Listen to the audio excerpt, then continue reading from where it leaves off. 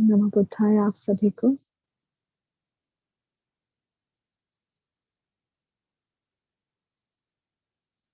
आज की धम्म देशना खांति पारमी के ऊपर हम देने जा रहे हैं।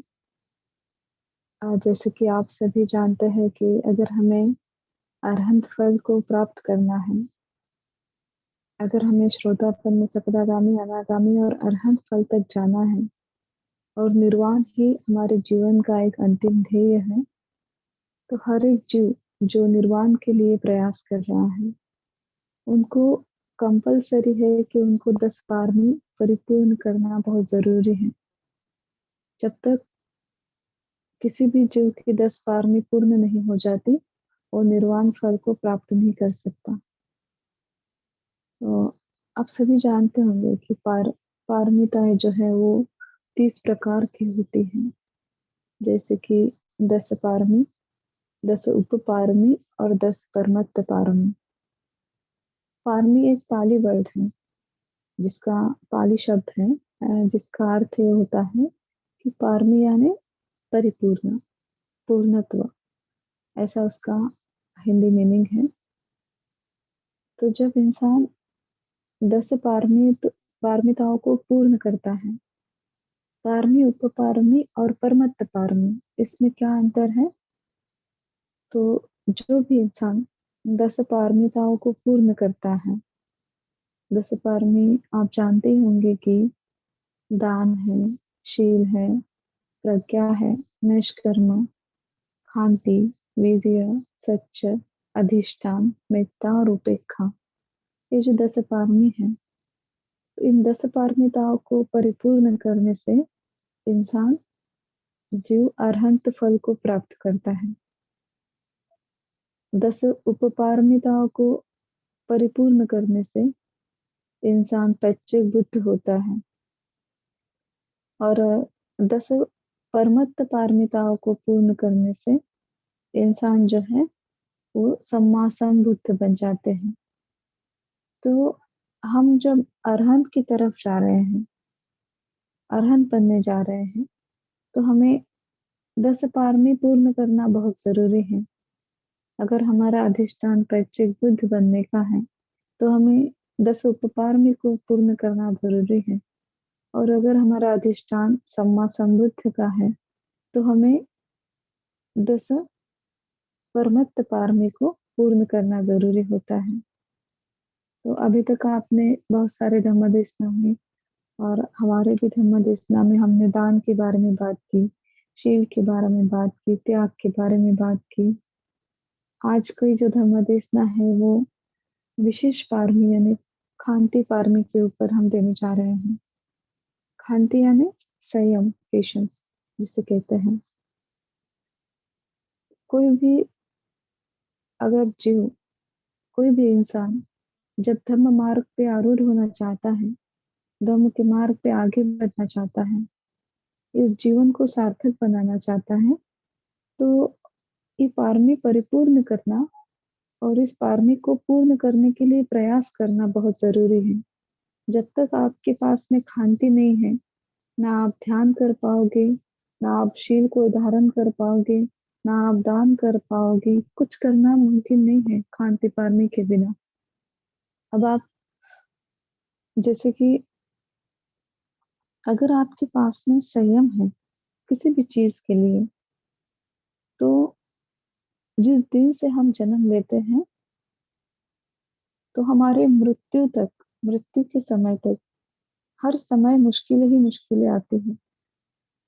उस वक्त अगर हमारे पास में संयम रहे, हमारे पास में पेशेंस रहे, तो हर मुश्किल से एक इंसान एक अलग रास्ता निकाल के खुद की मुश्किलों को दूर कर सकता है, अगर उसके पास में संयम है। अगर संयम नहीं है किसी भी बात के लिए, उसमें पेशेंस नहीं है, तो उसकी मुश्किलें और बढ़ती जाती हैं। वो कभी भी मुश्किलों से बाहर नहीं निकलता। तो फिर उपासक कहते हैं कि कैसे इस पारमी को पूर्ण करें, संयम पारमी को कैसे इम्प्लीमेंट करें, कैसे अपने अंदर उसको लाए। तो अगर आप धम्म सीख रहे हैं और बुद्ध का तत्व आप जान रहे हैं कि हर एक चीज अनित्य है, अनित्य यानी हर एक चीज जो है वो बदलने वाली है, इम्परमानेंट है। तो मान लीजिए कि आज अगर हमारे जीवन में कोई कठिन परिस्थिति भी आ गई, अगर हम जान रहे हैं कि हर एक चीज़ अनित्य है, तो वो कठिन परिस्थिति भी चली जाएगी। इसी तरह जब आप ध्यान करते हो, तो ध्यान के लिए भी संयम बहुत ज़रूरी है। अगर आप ध्यान कर रहे हैं, आपका ध्यान डेवलप नहीं हो रहा, आप ध्यान में सफल नहीं हो पा रहे हो, आगे नहीं बढ़ पा रहे हो, तो आप अनित्य को जानिए कि हर चीज़ अनित्य है, इम्परमानेंट है, बदलने वाली है। तो आज अगर मैं ध्यान में सफल नहीं हो पा रहा हूँ, तो मैं एक ना एक दिन ज़रूर सफल होऊँगा। इसके लिए भी आप में संयम होना बहुत ज़रूरी है। बहुत सारे साधक ध्यान में असफल सिर्फ इसी कारण होते हैं कि उनमें संयम नहीं होता है। हम उनको कोई अगर अधिष्ठान दे दे कि आपको आना-पाना करनी है, आना-पाना साधना करनी है, आपको मैत्री भावना साधना करनी है, आपको अशुभ करना है या आपको कसना मेडिटेशन करना है या ब्रह्म विहार करना है, जो भी साधना आपको दी जाती है, तो आप बहुत जल्दबाज़ी करते हैं हर एक साधना में। अगर आना-पाना कहने के बोलने के लिए कहा है, तो कुछ दिन करने के बाद में जैसे अगर आना-पाना में प्रॉब्लम आती है, तो बहुत सारे ऐसे स्टूडेंट हैं वो बोलते हैं कि मैम आना-पाना हमसे हो नहीं रहा, कुछ दूसरा मेडिटेशन हमारे लिए नहीं है क्या? ऐसे, तो हम आगे और क्या करें? अगर मैत्री भावना करने जा रहे हैं, मैम मैत्री भावना करते हैं तो ये हमसे हो नहीं रहा, हम बोल नहीं पा रहे हैं, हम बहुत थकावट सी लगती है, हमारे लिए कोई और अधिष्ठान नहीं है क्या? अगर कोई लोग जो है, अगर वो लाइट को नहीं निमित्त उनको नहीं आ रहा है, तो उनको लगता है कि अरे! हमारा तो कर्म ही नहीं है ध्यान के लिए, हम करते ही नहीं, हम उसको छोड़ देते हैं। गए 1 साल से, 2 साल से, 10 साल से हम ध्यान कर रहे हैं, कुछ डेवलपमेंट ही नहीं है। हमारे ध्यान ही हमारे बस की बात नहीं। इस तरह से लोग ध्यान छोड़ देते हैं।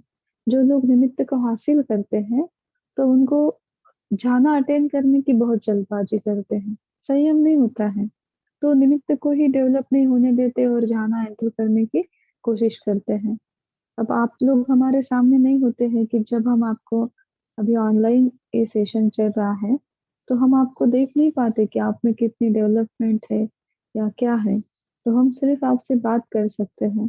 तो आप अपने निमित्त का एक्सपीरियंस जब हमसे बताते हैं, हम कहते हैं कि आप इसको अच्छे से डेवलप कीजिए। तो आप 2 दिन में, 3 दिन में ही बोल देते हैं कि हमारा निमित्त अच्छे से डेवलप हो गया, हम 1.5 घंटा, 2 घंटे बैठ रहे हैं, अब आगे क्या करना है? तो फिर हम ज़्यादा फैक्टर्स आपको एक्सप्लेन करते हैं, आप झाना एंटर करने की कोशिश करते हैं, तो साधक झाना एंटर नहीं कर पाते और कोई-कोई साधक मान लो कि कर भी ले, तो उसको सक्सेस नहीं कर पाते, उसको आगे नहीं बढ़ा पाते। तो इसीलिए हर बात में संयम ज़रूरी है। साधक के लिए ही नहीं, लेकिन सर्वसामान्य अगर हम जीवन भी जीते हैं, तो इसके लिए भी संयम ज़रूरी है। हम जब शील को धारण करते हैं, उसमें भी संयम ज़रूरी है। बहुत सारे लोग असंयमी जो लोग होते हैं, वो कहते हैं कि अरे आज तक तो हमने एक भी शील को धारण नहीं किया है, अब हमसे नहीं होगा। तो संयम नहीं है चित्त में कि अरे ठीक है, आज तक हमसे शील को धारण नहीं किए, हम नहीं पालन हुआ, लेकिन आज से हम परिपूर्णतः प्रयास करेंगे, कोशिश करेंगे। कोई लोग ऐसे हैं जो शील को धारण करते हैं और उनसे शील ब्रेक हो जाते हैं, टूट जाते हैं दिन भर में, कभी ना कभी शील ब्रेक हो जाते हैं। तो बहुत पछतावा हो जाता है उनको और फिर कहते हैं कि अरे ये मेरे बस की बात नहीं, मैं नहीं इसको धारण करूँगा क्योंकि अगर मैं शील लूँ और मैं इसको पूरा ना कर पाऊँ, तो शील लेने से क्या मतलब? ये मेरा अकुशल कर्म हो गया। तो शील पालन करना ही छोड़ देते हैं, शील लेना ही छोड़ देते हैं। तो ये नहीं है, एक उपासक ने हमेशा ये कोशिश करनी चाहिए कि ठीक है, कोई बात नहीं अगर हम शील लेते भी हैं और हमसे शील ब्रेक भी हो जाते हैं, हमसे उसको पूरी तरह से निभाया नहीं जाता, तो हम बुद्ध धम्म संघ को चरण में जाके माफ़ी माँग सकते हैं। अपने टीचर से हम माफ़ी माँग सकते हैं कि हमसे ये शील आज ब्रेक हो गया है, टूट गया, हम इसको निभा नहीं पाए, लेकिन हम कल फिर से कोशिश करेंगे। इस तरह से शील में भी आपको संयम होना ज़रूरी है। आपके ध्यान में भी आपको संयम होना ज़रूरी है। आपके दान में भी आप में संयम होना ज़रूरी है। मान लीजिए दान में संयम कैसे किस तरह से होना चाहिए कि आज हम किसी भी प्रकार का दान नहीं कर सकते, तो चित्त को विचलित कर देते हैं बहुत सारे लोग। अरे हमसे ये दान नहीं हो पा रहा, हम ये नहीं कर पा रहे हैं। हम उस लायक है ही नहीं, हमारी पारमी ही नहीं है। इस तरह से चित्त को बहुत डिस्टर्ब कर देते हैं और फिर ध्यान करने की कोशिश करते हैं तो मन में उसी प्रकार के विचार बहने लगते हैं। तो वो ध्यान में सक्सेस नहीं हो पाते, वो शील में सक्सेस नहीं हो पाते, धम्म मार्ग पे आगे नहीं बढ़ पाते। तो दान में भी संयम होना ज़रूरी है कि हाँ, ठीक है, आज हमें कोई आर्य पर्सन दान के लिए दक्षिणीय व्यक्ति नहीं दिख रहा, कोई बात नहीं, मेरी पारमी होगी तो एक ना एक दिन मैं ज़रूर दक्षिणीय व्यक्ति को ही दान दूँगी। दक्षिणीय व्यक्ति को दान देने लायक मेरी पारमी परिपूर्ण होंगी। मैं एक दिन दक्षिणीय व्यक्ति को ज़रूर दान दूँगी, इसलिए आज मैं छोटी-छोटी चीज़ों से मेरी दान पारमिताओं को दक्षिणीय व्यक्ति तक पहुँचने के लिए परिपूर्ण करती हूँ। उसको मैं सफल बनाती हूँ। उस तरह से उसको मैं तैयार करती हूँ कि मैं एक दिन ये छोटे-छोटे पारमी को कंप्लीट करके एक दिन दक्षिणीय व्यक्ति के लिए मैं मेरी पारमी को परिपूर्ण करूँ। हम तो सर्वसाधारण साधक हैं, तो हमें ये पारमी कंप्लीट करनी है। इवन बुद्ध को भी ये पारमिताओं से जाना पड़ता है। सम्मा संबुद्ध को भी अपनी पारमी पूर्ण करनी पड़ती है। सम्मा संबुद्ध ने भी अपनी संयम पारमिता को, शांति पारमिता को बहुत जन्मों तक परिपूर्ण किया है। सुमेध बोधिसत्व के जन्म से पहले सम्मा संबुद्ध का अपने तथागत भगवान बुद्ध जब बोधिसत्व थे, तो एक बार वो एक राजा के घर में जन्म लिए, एक राजकुमार करके।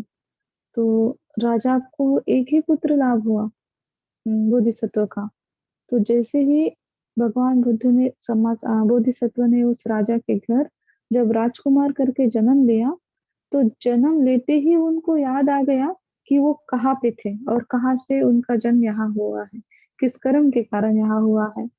तो बोधिसत्व देखते हैं पिछले जन्म में उनके पीछे जाके, तो देखते हैं कि अरे वो तो नरक से आए हैं।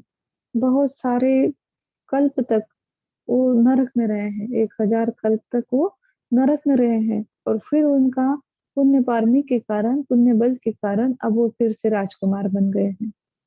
बहुत दुखी हो जाते हैं, बहुत विचलित हो जाते हैं, एक दिन के सिर्फ जब उनका मानव लोक में जन्म होता है, उस समय की बात है। तो वो देखते हैं कि किस कारण वो इतने हजार कल्प तक नरक में रहे हैं, नरक की यातना सही है उन्होंने, दुर्गति में वो रहे हैं। तो देखते हैं कि उस नरक लोक में जाने से पहले भी बोधिसत्व एक राजकुमार थे और राजकुमार होने के कारण वो राजा बन गए एक दिन। राजा बनने के कारण उनको ये काम था कि अगर कोई इंसान गलत कर रहा है तो उनको शिक्षा दो, फांसी की शिक्षा दो या कोई दंड दो। इस तरह से उनके कर्म जो है दंड के वो बहुत ज़्यादा बढ़ जाते हैं, दंड देने के और दंड देने के कर्म बढ़ जाने के कारण उनका नरक में जन्म होता है, दुर्गति में जन्म होता है। अब उनकी बोधिसत्व थे, उनकी राजा की ही पारमी होती है, राजकुमार की पारमी होती है, तो फिर से राजकुमार बन गए। और जो उनका दंड देने के कर्म का विपाक जब खत्म हो गया, फिर से राजकुमार बन गए। फिर से उन्होंने देखा कि अरे! मैं तो राजकुमार करके जन्म लिया हूँ और मैं इसी राजकुमार से मैं राजा बन जाऊँगा और राजा बनने के बाद मुझे लोगों को दंड देना है, शिक्षा देनी है, फांसी की शिक्षा देनी है उनको जेल में डालना है। उनको और भी किसी-किसी प्रकार की शिक्षा देनी है। फिर से मैं वही कर्म मुझसे होंगे और फिर से मुझे दुगति में जाना पड़ेगा। यहाँ से मुझे अब दुगति में नहीं जाना, मुझे सुगति में ही जाना है और मुझे बुद्ध के मार्ग की तरफ जाना है। मुझे सम्मा संबुद्ध बनना है। इस तरह से उनका चित्त रहता है। तो वो एक दिन के जब होते हैं, उसी समय वो निश्चय लेते हैं, अधिष्ठान लेते हैं कि मैं ना ही हिलूँगा यहाँ से, ना कुछ खाऊँगा खुद से, ना पीऊँगा, ना कुछ देखूँगा, ना कुछ बात करूँगा। मैं कुछ नहीं करूँगा जब तक ये राजा मुझे छोड़ ना दे, कहीं मुझे जाके छोड़ ना दे। क्योंकि वो फिर ऐसे दिखाते हैं कि वो अपंग है जैसे, विकलांग जो रहते हैं लड़के, उस तरह से खुद को दिखाते हैं। खुद से खाना मतलब कुछ बात नहीं करते, ना रोते हैं, ना हाथ-पैर हिलाते हैं, कुछ नहीं। तो बहुत समय तक राजा जो है अपने राजकुमार का इलाज करते हैं। बहुत सारे बड़े-बड़े वैद्य बुलाते हैं, उनका इलाज करते हैं। तो बीमारी नहीं रहते हैं तो उनका क्या इलाज होगा? कोई भी दवाई उन पे असर नहीं करती क्योंकि वो बोधिसत्व का अधिष्ठान था कि वो ना हिलेंगे, ना खुद से कुछ खाएँगे, ना पिएँगे, ना कहीं कुछ नहीं करेंगे, हाथ-पैर कुछ नहीं हिलाएँगे, ना कभी कुछ बात करेंगे। तो ऐसा बहुत सालों तक चलता है। एक ही जगह पे उनको खाना खिलाया जाता है, एक ही जगह पे वो सारी अपनी क्रियाएँ करते हैं। ना हाथ हिलाते हैं, ना पैर हिलाते हैं, ना किसी से बात करते हैं, ना हँसते हैं, ना रोते हैं, ना किसी की तरफ देखते हैं। हमेशा नीचे झुकी हुई नज़रों से ज़मीन को देखते रहते हैं और खुद को ऐसे दर्शाते हैं कि वो विकलांग हैं। इस तरह से बोधिसत्व 16 साल तक एक ही जगह बैठे रहते हैं। राजा उम्मीद के साथ में बहुत सारे वैद्य को बुला के हर समय जन्म से लेके 16 साल तक बहुत सारे वैद्य से उनका इलाज करवाते हैं, लेकिन कोई इलाज में उनको सफलता नहीं मिलती। तो फिर राजा तंग हो जाते हैं कि ये राजकुमार ना कभी राजा बन सकता है, ना मेरा ये अच्छा वारिस बन सकता है, ना ये कुछ कर सकता है। तो हमारे मरने के बाद इसकी देखभाल कौन करेगा? तो राजा जो है वो आदेश देता है कि अ, राजकुमार को कहीं खाई में जाके फेंक दो। 16 साल के बाद राजा आदेश देता है कि राजकुमार को खाई में जाके फेंक दो। तो जो राजकुमार होते हैं बोधिसत्व, उनको एक रथ में ले जाया जाता है रास्ते से और ये राजा के आदेश के अनुसार उनको खाई में फेंकने के लिए ले ले जाया जाता है। तो जैसे ही वो रथ में जाते हैं, बहुत विकलांग तरह के होते हैं, बहुत ही शरीर उनका बहुत कमज़ोर, ना वो किसी की तरफ देखते हैं, ना कुछ भी नहीं शरीर की कुछ हलचल नहीं होती। तो इस तरह से वो राजकुमार को रथ में बिठा के खाई में फेंकने के लिए लेके जाते हैं वो सेनापति और उनका सैन्य। तो एक सेनापति रथ में उनको लेके जाते हैं। जैसे ही रास्ते में जाते हैं जंगल से, तो एक जगह पे बहुत सारा कीचड़ होता है, बहुत सारा मड, तो उसमें वो कीचड़ में वो रथ फँस जाता है। फँस जाने के बाद में वो रथ निकालने के लिए वो 2-3 सैनिक होते हैं, तो बहुत कोशिश करते हैं वो रथ बाहर निकालने के लिए, लेकिन कुछ भी करके वो रथ किसी भी प्रकार से बाहर नहीं निकलता। वो कीचड़ में ही बहुत ज़्यादा फँस जाता है। तो देखते हैं बोधिसत्व कि ये रथ तो कीचड़ में फँस गया है, इनसे वो ये बाहर नहीं निकले जा रहा है। तो फिर बोधिसत्व जो होते हैं, सम्मा संबुद्ध अपने जो बोधिसत्व होते हैं, वो रथ से बाहर निकलते हैं और एक ही हाथ से बहुत सहजता से वो रथ उठा के बाहर रख देते हैं। तो वो जो सैन्य होते हैं, उनको पता ही नहीं चलता कि ये रथ में का ये लड़का है, जिसने ये रथ इतनी सहजता से उठा के बाहर रख दिया है। वो देखते हैं, उनको पता नहीं होता है कि यही वो लड़का है, तो वो बोलते हैं कि आप कौन हैं? यहाँ कैसे आ गए और ये रथ आपने इतनी सहजता से कैसे बाहर निकाल दिया? तो बोधिसत्व कहते हैं कि आप रथ में देखिए, तो रथ में देखते हैं तो कोई नहीं होता। अरे! ये कहाँ गए करके वो लड़का कहाँ गया? राजकुमार कहाँ गए जिनको हमने खाई में फेंकना था? तो बोधिसत्व कहते हैं कि मैं ही वो रथ में का राजकुमार हूँ, जिसको आप खाई में फेंकने के लिए जा रहे थे। तो वो सैनिक बहुत आश्चर्यचकित हो जाते हैं और देखते हैं बोधिसत्व की तरफ। बोलते हैं कि अरे! आप तो बचपन से विकलांग हैं, आप तो बोल भी नहीं सकते थे, आप तो देख भी नहीं सकते थे, आप तो खुद के हाथों से खाना भी नहीं खाते थे, ना आपने कभी हाथ हिलाया, ना पैर हिलाया। आपने इतना बड़ा रथ इतनी सहजता से उठा के कैसे कीचड़ से बाहर रख दिया? तो बोधिसत्व कहते हैं कि देखो, जो रथ में लड़का था वही मैं राजकुमार हूँ। मुझ में बहुत ताकत है, मुझ में बहुत शक्ति है, मैं बहुत ताकतवर हूँ। लेकिन मैं मेरे ताकत का उपयोग अब युद्ध के लिए नहीं करना चाहता था। मैं मेरे ताकत का उपयोग लोगों की हत्या के लिए नहीं करना चाहता था। इसलिए मैंने जब जन्म लिया, उसी समय मैंने अधिष्ठान लिया था कि मैं राजकुमार नहीं बनूँगा। तो अब तो आपके राजा ने हमें मारने के लिए भेजा था, मरने के लिए भेज दिया था। आप उनसे जाके कह दीजिए कि आपका जो बेटा है, वो सन्यासी बनने जा रहा है। मुझे सन्यासी बनना है और मुझे जंगल में ही रहना है। इस तरह से भगवान बुद्ध 16 साल के बाद जंगल में जाके पूरी तरह से अपने पारमिताओं को परिपूर्ण करते हैं और फिर वो राजा भी जान जाते हैं कि उनका जो लड़का है वो सन्यासी बन गया है। तो इस तरह से भगवान बुद्ध ने भी अपनी खांति पारमी को परिपूर्ण किया है। जब हम कुछ करने जाते हैं, तो हमें पेशेंस नहीं होता, संयम नहीं होता, हमें बहुत जल्द रिज़ल्ट चाहिए होता है, हर चीज़ का रिज़ल्ट चाहिए होता है। आप देखिए कि बोधिसत्व खुद इतने कल्पों तक पारमिताओं को पूर्ण करते हैं, तो हम तो कुछ भी नहीं, हमारे तो कितने तो भी अकुशल कर्म होंगे, जिससे अभी भी हमें मुक्त होना है। अभी तक हम हमारे अकुशल कर्म से ही मुक्त नहीं हुए हैं और भी अकुशल करते ही जा रहे हैं। तो कैसे हम पूरी तरह से ध्यान में सफल हो जाएँगे? कैसे हम पूरी तरह से दान में, शील में सफल हो जाएँगे?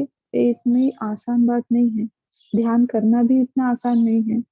कोई भी अधिष्ठान लो आप ध्यान में, कोई भी आपका कर्म स्थान रहे, कोई भी कामठान रहे ध्यान का, लेकिन उस ध्यान में आप सहजता से सक्सेस नहीं हो पाते हो। इवन कि आनापानसति करने में भी आप अगर जल्दबाज़ी करोगे कि मुझे अभी के अभी साँस दिखने लगे, अभी के अभी मैं साँसों को महसूस करूँ, अभी के अभी मुझे निमित्त आ जाए, कुछ ही समय में मुझे झाना एंटर हो जाए, कुछ ही समय में मैं पूर्व जन्म को देख पाऊँ, ऐसे इतनी जल्दी से नहीं होता है। हमने हमेशा अपने सम्मा संबुद्ध का आदर्श हमारे सामने रखना चाहिए कि न जाने कितने कल्पों तक सम्मा संबुद्ध ने खुद की पारमिताओं को परिपूर्ण कर बुद्धत्व हासिल किया है।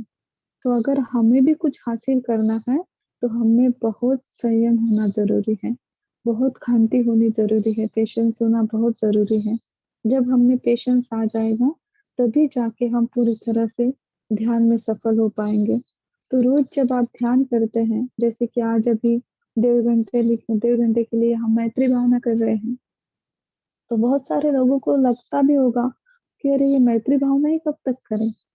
तो ये 1 महीना मैत्री भावना के लिए परिपूर्ण नहीं है। कितने तो भी जन्म से हमने हमारे चित्त में पूरे बैर को भर दिया है, पूरे द्वेष को, ईर्ष्या को, मोह को, अटैचमेंट को भर दिया है। तो इसको निकालना यानी ये 1 महीने की या 10 दिन की या 15 दिन की बात नहीं है। ये 1 महीना मैत्री साधना करना ये तो सिर्फ़ आपको पहचान के लिए है कि हाँ, किस तरह से आप अपने खुद के चित्त को बैर से मुक्त कर सकते हैं। लेकिन इसके बाद भी आपके मरने के समय तक आपको मैत्री साधना करना ज़रूरी ही है और ये भी हो सकता है कि उसमें आप सफल भी ना हो, लेकिन ये आपकी पारमिक कंप्लीट कर देगा पर कंप्लीट करने में आपको मददगार साबित होंगी आपके निर्वाण के लिए, आपके अरहंत फल के लिए। मान लीजिए कि पूरे जन्म भर एक इंसान प्रैक्टिस कर रहा हो, ध्यान कर रहा हो, शील का आचरण कर रहा हो, दान कर रहा हो, लेकिन उसमें ध्यान में उसे कोई सफलता प्राप्त नहीं हुई, उसे कोई भी फल प्राप्त नहीं हुआ, वो सिर्फ मार्ग पे चल रहा है, लेकिन अभी तक वो पहुँचा नहीं है, अपने अंतिम उद्देश्य तक वो पहुँचा नहीं है। तो हमें बीच में नहीं रुकना है, बल्कि हमें इस प्रेरणा के साथ में, इस उत्साह के साथ में आगे बढ़ना है कि चलो अभी हमने इतना अंतर तो पार कर दिया है, कभी ना कभी तो हम वहाँ पहुँच ही जाएँगे। जो इंसान इस तरह से संयम पारमिता को देखता है और आगे बढ़ता है, तो वो ज़रूर उसके अंतिम ध्येय तक पहुँचने में सक्सेसफुल होता है, सफल हो जाता है। लेकिन अगर कोई इंसान बीच में ही रुक जाए कि नहीं मैं वहाँ तक नहीं पहुँच सकता, तो वो तो कभी पहुँचेगा ही नहीं अपने अंतिम ध्येय तक। तो अगर हम धर्म के मार्ग पे हैं, तो हमें देखना है कि हमें जिस तरह से भगवान बुद्ध अपनी पारमिताओं को डेवलप करके, संयम को रख के बुद्धत्व की तरफ बढ़े हैं, उसी तरह हमें भी अगर अरहत की तरफ भी बढ़ना है, सम्मा संबुद्ध का तो अपना अधिष्ठान नहीं है, लेकिन अगर हमें अरहत फल तक भी अगर पहुँचना है, तो हमें भी इतनी पारमी इतना संयम होना ज़रूरी है। ये ध्यान के लिए ही नहीं, अपने रोज़ की जो ज़िंदगी है, हम रोज़ जो ज़िंदगी जी रहे हैं, उसमें भी संयम बहुत ज़रूरी है। हम फैमिली लाइफ़ जी रहे हैं, सांसारिक जीवन में उपासक हैं, तो बहुत सारी कठिनाई आ जाती हैं, बहुत सारी बाधाएँ आ जाती हैं, धर्म पालन करने के लिए, ज़िंदगी जीने के लिए, तो लोग हार मान जाते हैं कि मैं ये कर ही नहीं सकता। उनको बहुत क्रोध आ जाता है, बहुत ईर्ष्या आ जाती है, अटैचमेंट बहुत सारे दुर्गुणों को वो निर्माण करते हैं खुद के हाथों से।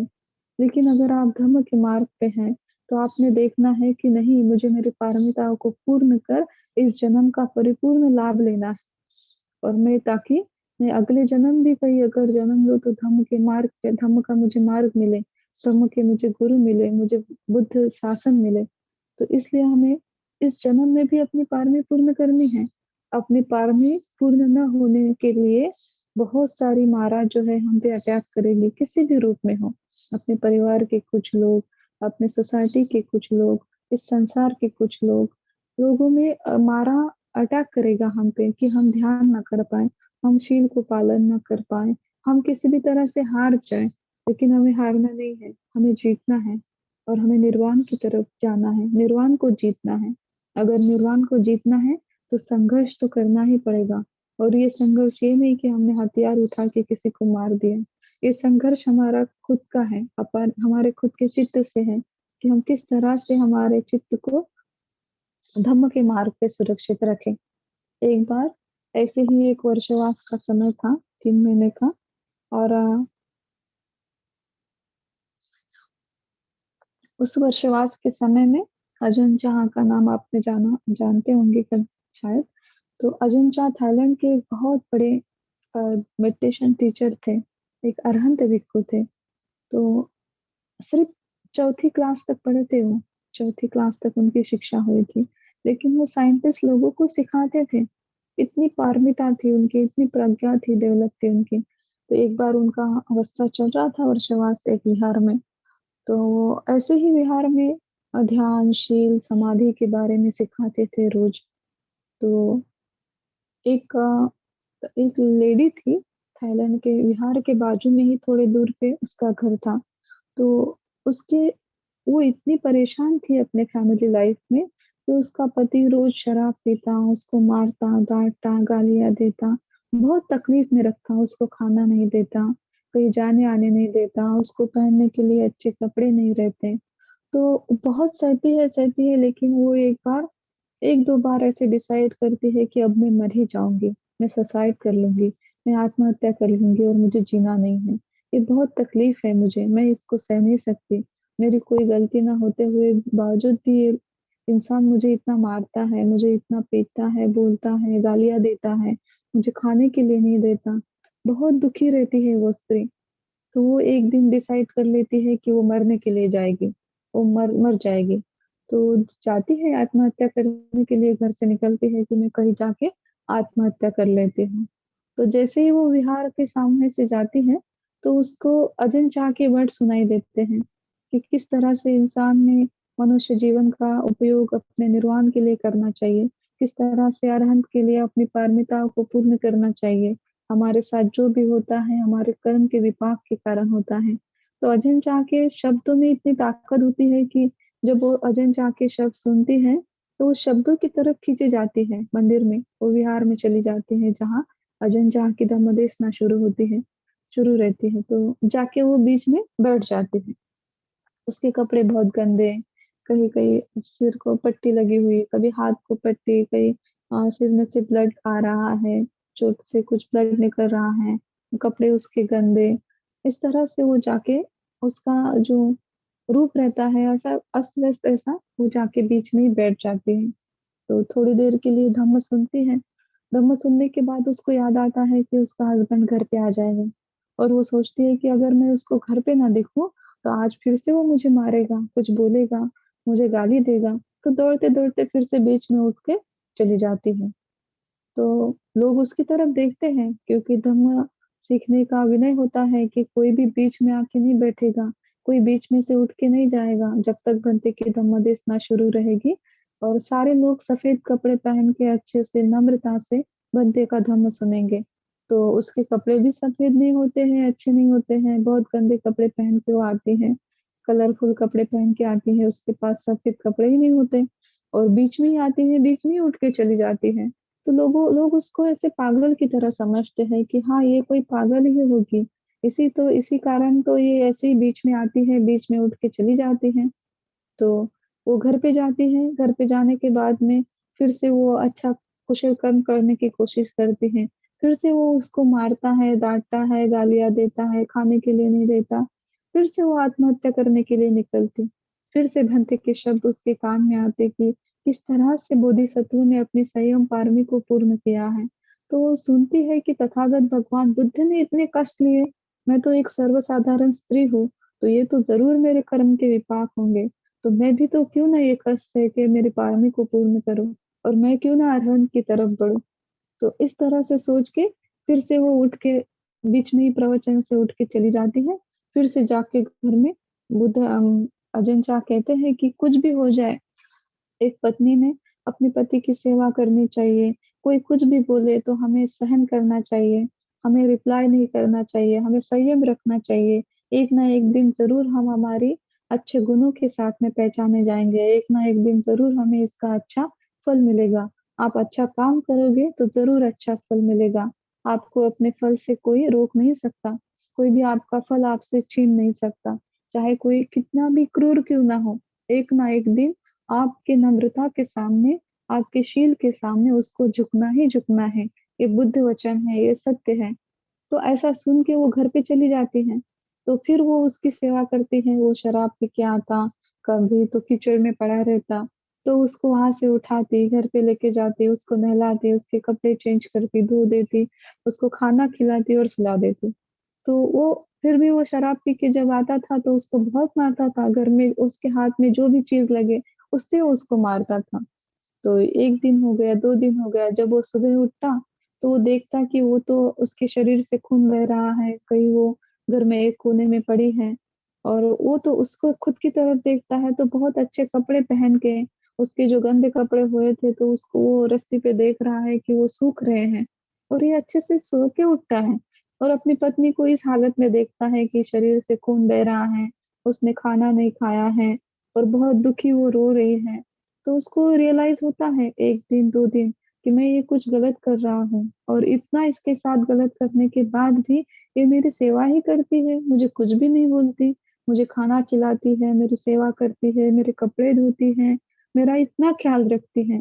तो ऐसा 2 महीने तक कंटिन्यू वो करता है, फिर भी वो शील को तोड़ता है, उसको मारता ही है, फिर भी उसके साथ गलत करता है और वही संयम के साथ में उसकी सेवा करती है। 2 महीने के बाद उसको एक दिन सुबह उठ के इतना रियलाइज़ होता है, इतना धम्म उसके चित्त में जागता है कि नहीं ये मेरी पत्नी है, ये मेरी इतनी सेवा करती है, ये इतनी शीलवान है, इतना इतना धम्म इसके अंदर है, तो मैं क्यों इसके साथ ऐसा करूँ? तो उसको नमन करता है, वंदन करता है और कहता है कि आज से मैं मेरे पति के सारे कर्तव्य को तेरे लिए पूर्ण करूँगा। तुझे जितनी भी दुनिया की खुशियाँ हैं, मैं तुझे देने की कोशिश करूँगा। इस तरह से वो उसको अ, मतलब पूरी चीज़ें वो कन्फेस करता है, माफ़ी माँगता है और बहुत उसका ख़्याल रखता है। तो वो जो दिन होता है, जिस दिन वो अच्छी तरह से सुधर जाता है, वो 2-3 दिन में, उसको अच्छे कपड़े खरीद के देता है। सफ़ेद कपड़े उसको खरीद के देता है। तो जब वर्षवास खत्म होता है, तो उस दिन वर्षवास खत्म होने के दिन हर दुनिया में, हर मॉनेस्ट्री में एक उत्सव मनाया जाता है कि जिस दिन वर्षवास खत्म हुए, उस दिन 3 महीने तक भिक्षु संघ ने जो हमें धम्म सिखाया है, उस धम्म के लिए उनको दान दिया जाता है, कुछ न कुछ दान दिया जाता है। तो दान सेरेमनी होती है, एक दान उत्सव ही महोत्सव उसको मनाया जाता है हर मॉनेस्ट्री में, ऐसी वहाँ परंपरा है। तो जब वर्षवास खत्म होने का दिन होता है, आखिरी दिन होता है वर्षा का, तो अजन चाह के लिए भी दान सेरेमनी रखी जाती है। उसमें सारे बैंकॉक के लोग, उनके उपासक जिन्होंने उनसे धर्म सीखा है, तो वो सारे के सारे उपासक उनके पूरे परिवार के साथ में अपना-अपना दान लेके सफ़ेद वस्त्र में पहन के विहार में आते हैं और भंते को दान देने के लिए। बहुत महँगी-महँगी चीज़ें, कोई तो बहुत सारे अ, कोई टेम्पल बना के भंते को डोनेट करता है, कोई गाड़ियाँ डोनेट करता है, कोई कुछ डोनेट करता है। बहुत महँगी-महँगी चीज़ें, चिवर, वस्त्र, संघ के लिए बहुत सारी सामग्री, ऐसे दान लेके लोग गाड़ियाँ लेके आते हैं, ट्रक भर के दान लेके आते हैं।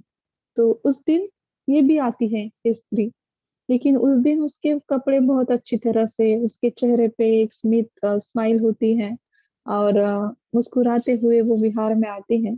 लेकिन उसके हाथ में दान देने के लिए एक टूटी हुई बहुत पुरानी ऐसी कुर्सी लकड़ी की, वो चेयर रहती है। वो कुर्सी लेके वो आती है वहाँ, तो सारे लोग उसकी तरफ देखते हैं। उस दिन तो लोग सोचते हैं कि अरे! आज तो इसने बहुत अच्छे सफ़ेद कपड़े पहने हैं, आज इसके शरीर से किसी भी प्रकार का खून नहीं बह रहा और आज ये बहुत मुस्कुराते हुए विहार में आ रही है।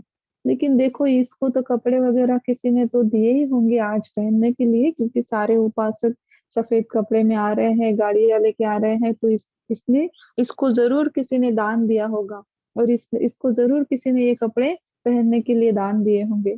और इसीलिए ये मुस्कुराते हुए आ रही है। लेकिन देखो ना इसके हाथ में भंते के लिए इसने कैसे टूटी हुई और सड़ी हुई एक लकड़ी की कुर्सी ला दी है। ये ज़रूर पागल ही है। इसी कारण तो ये कुछ काम की कुर्सी है भी नहीं, पूरी तरह से टूटी है। ये कुर्सी लेके देखो विहार में आ गई बंते के लिए। तो बंते तो सारंत थे, बंते सारी चीज़ें जान रहे थे उसके जीवन के बारे में। तो जैसे ही दान सेरेमनी स्टार्ट होती है तो ऐसा रहता है कि एक-एक उपासक खड़े होके लाइन में जाके बंते को दान दें। तो उस समय बंते माइक में अनाउंस करते हैं कि आज मुझे पहला दान ये स्त्री देगी, ये उपासिका देंगी। सारे लोग आश्चर्यचकित हो जाते हैं कि भंते कैसे इस पगली को बुला रहे हैं दान देने के लिए और उसके पास है ही क्या दान देने के लिए, ये क्या दान दे सकती है भंते को। तो वो स्त्री स्त्री भी जानती है कि भंते उसको क्यों बुला रहे हैं। तो वो भी बहुत प्रज्ञावान थी, बहुत प्रज्ञा उसमें डेवलप हो गई थी, बहुत समाधि में वो आगे बढ़ चुकी थी उस समय तक, भंते के शील के सिखाने से, भंते के ध्यान के सिखाने से। तो वो और उसके पति कुर्सी लेके आगे बढ़ते हैं। तो जैसे ही आगे बढ़ते हैं तो भंते सबको बताना चाहते हैं क्योंकि जितने भी उपासक वहाँ मौजूद थे, 3 महीने में कितने तो भी बार उस स्त्री के बारे में उन्होंने गलत सोचा था, उसके बारे में द्वेष और ईर्ष्या को उत्पन्न किया था। आज भी जब वो दान लेके आई, आज भी सारे लोग उसके बारे में गलत ही सोच रहे थे। तो भंते चाहते हैं कि सारे उपासक को वो अपने जीवन के बारे में बताएँ और क्यों ये कुर्सी वो दान लेके आई है, ये भी बताएँ ताकि ये जो लोग 3 महीने में इन्होंने जो धम्म सीखा सीखा है, तो धम्म को किस तरह से सीखने से नहीं होता, तो उसको पालन करने से, उसको आचरण में लाने से कैसे धम्म परिपूर्ण होता है, पारमी परिपूर्ण होती है। ये भंते को सिखाना था सारे उपासक को प्रैक्टिकली। तो फिर भंते उसके हाथ में माइक दे देते हैं और बोलते हैं कि उपासिका आप बताओ कि आपने ये कुर्सी मुझे क्यों दान में लाई है? तो वो उस समय बहुत रोती है और रोते-रोते भंते को शरण जाके कहती है कि भंते, आप ही के कारण मैं ज़िंदा हूँ, आप ही के कारण मैं यहाँ आज आई हूँ। जब-जब लोग मुझे देखते हैं, आप मुझे देखते हैं कि मैं बीच में ही विहार में आ रही हूँ, बीच में उठ के जा रही हूँ, मेरे शरीर पे अच्छे कपड़े नहीं थे, फटे हुए गंदे कपड़े थे, मेरे शरीर से कभी न कभी खून बहता रहता था, कभी यहाँ जख्म, वहाँ जख्म। ऐसे मुझे रहता था, चोट लगी हुई रहती थी। तो उस समय मैं आत्महत्या करने के लिए जा रही थी, बहुत बार। जैसे क्योंकि मेरे पति मुझे बहुत मारते थे, बहुत बोलते थे, बहुत मुझ पे गुस्सा करते थे, मुझे गालियाँ देते थे, मुझे खाने के लिए नहीं देते, मुझे कपड़े नहीं देते। तो इस समय मैं सोच के उस समय आत्महत्या करने के लिए निकलती और जैसे ही मैं निकलती विहार के सामने से, तो मुझे आपके शब्द सुनाई देते कि धम्म कितना पावरफुल होता है, शील कितने पावरफुल होते हैं। और धम्म से इंसान कैसे सुरक्षित रहता है, संयम रखने से इंसान को ज़रूर एक ना एक दिन फल प्राप्त होता है। ये शब्द सुन के मैं यहाँ आती, यहाँ बैठती और सुनती और आपसे सीखती और मैं खुद भी अधिष्ठान लेती कि चाहे मेरे साथ कितना भी बुरा क्यों ना हो, मैं आत्महत्या नहीं करूँगी। मैं इस जो जीवन मुझे मिला है, मैं इसका सत्कार करूँगी, मैं इसका स्वागत करूँगी और मेरा जो जीवन है, मैं आत्महत्या के लिए नहीं, लेकिन निर्वाण फल प्राप्त के लिए इसका उपयोग करूँगी। एक ना एक दिन ज़रूर मैं मुझे सफलता मिलेगी, मेरे हस्बैंड एक ना एक दिन ज़रूर बदल जाएँगे, ऐसे मैं सोचती। और बीच में मुझे याद आता कि वो मुझे कभी मारेगा तो नहीं जब मैं यहाँ से जाने में लेट हो जाऊँ, तो इसीलिए वो घर आने से पहले मैं भाग के घर में जाती। तो ये सारे लोग मुझे देखते कि ये तो पागल है, ये कैसे बीच में आती है, बीच में उठ के चली जाती है। तो ये जो कुर्सी आज मैंने यहाँ दान के लिए लाई है, इसी कुर्सी से ये इंसान मुझे रोज़ मारता। तो ये मुझे मारते-मारते ये कुर्सी ऐसे टूट गई है। तो आपके शब्द के कारण, आपके धम्म के कारण आपने मुझे जो धम्म सिखाया, उस धम्म के कारण ये इंसान आज इतना बदल गया है। तो ये मुझसे बहुत प्यार करता है, मेरा बहुत ख़्याल रखता है और मेरे लिए ये अपनी ज़िंदगी अब जी रहा है, मुझे बहुत खुश रख रहा है। और ये सारी चीज़ें आपके धम्म के कारण हुई हैं और अब इस कुर्सी का मेरे घर में कोई काम नहीं, क्योंकि ये कुर्सी तो मुझे मारने के लिए उपयोग में लाया करता था ये। तो आज इस कुर्सी का मेरे घर में कोई काम नहीं, इसीलिए आज मैं इस कुर्सी को ही आपको दान देने के लिए आई हूँ। तो सारे के सारे उपासक आश्चर्यचकित होके उसको नमन करते हैं, कि हम तो यहाँ 3 महीने रात-दिन बैठ के भी इतना धम्म नहीं सीख पाए।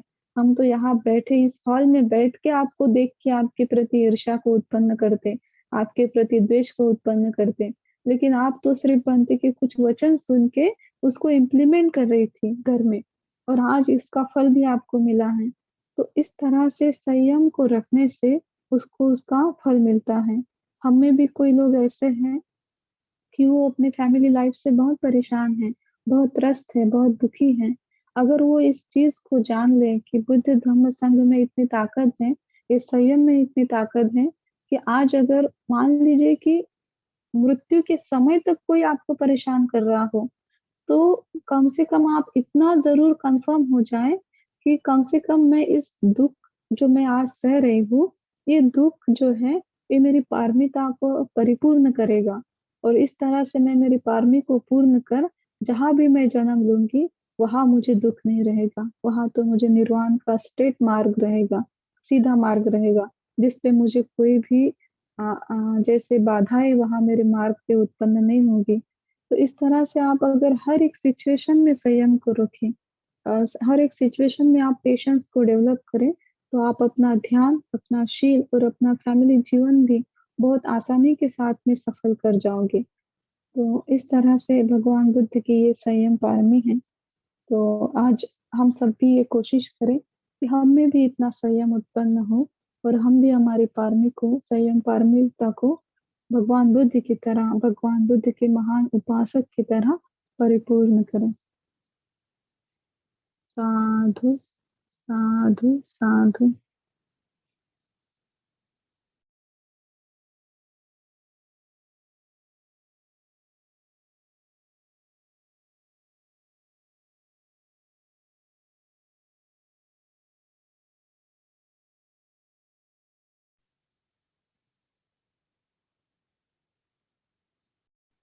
Okay, thank you ma'am, thank you.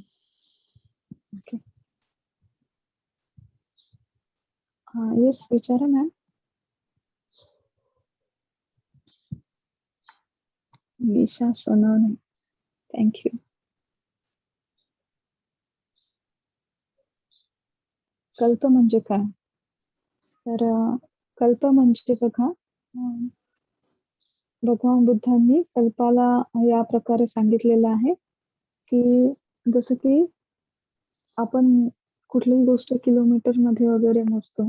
तर कल्प हे अमाप असते. आता एक कल्प म्हणजे किती? तर एक कल्पाचं गणित जे आहे, जे भगवान बुद्धांनी आपल्याला सांगितलेलं, जिथे कॉम्प्युटरकडेही कुठलं उत्तर नाही. तर ते भगवान बुद्धांनी आपल्याला तिथपर्यंत सांगितलेलं आहे, की कल्प म्हणजे काय?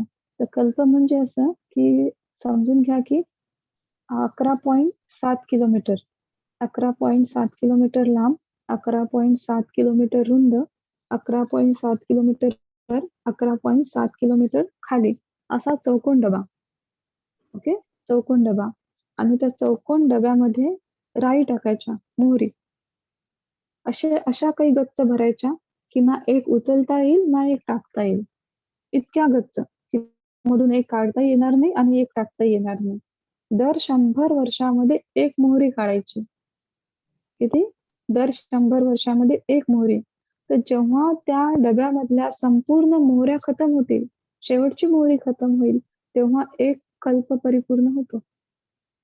तर असा व्यक्ती कितीतरी हजार कल्पामध्ये जन्म घेत असतो. कितीतरी कल्पानुकल्प हा संसार चालूच आहे. कल्पानुकल्प आपला जीवन प्रवास सुरूच आहे. तर इतके भयानक ही जीवसृष्टी आहे आणि अशा प्रकारे आपण कल्पानुकल्प आपण चालू असतं म्हणजे आपला प्रवास सुरू असते.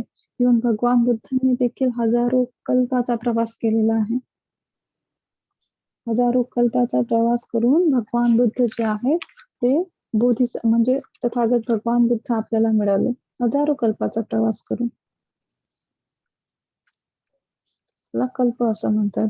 भगवान बुद्ध स्वतः 4 असंख्येय 1,00,000 कल्प त्यांनी आपली पारमी पूर्ण केली. जेव्हा एक व्यक्ती 4 असंख्येय 1,00,000 कल्पाची पारमी पूर्ण करतो, त्याच वेळेस तो व्यक्ती समृद्ध होऊ शकतो. तेवढे वर्ष त्यांना पुण्यकर्म करावे लागतात. याला कल्प असे म्हणतात. आपण कल्पनाही करू शकत नाही, की एक कल्पामध्ये किती वर्ष असतील. तर म्हणूनच जे हिंदू ऋषीमुनी होते, तर जेव्हा त्यांनी आणि देवता लोकांचं आयुष्य हे कल्पांचं असतं, ओके.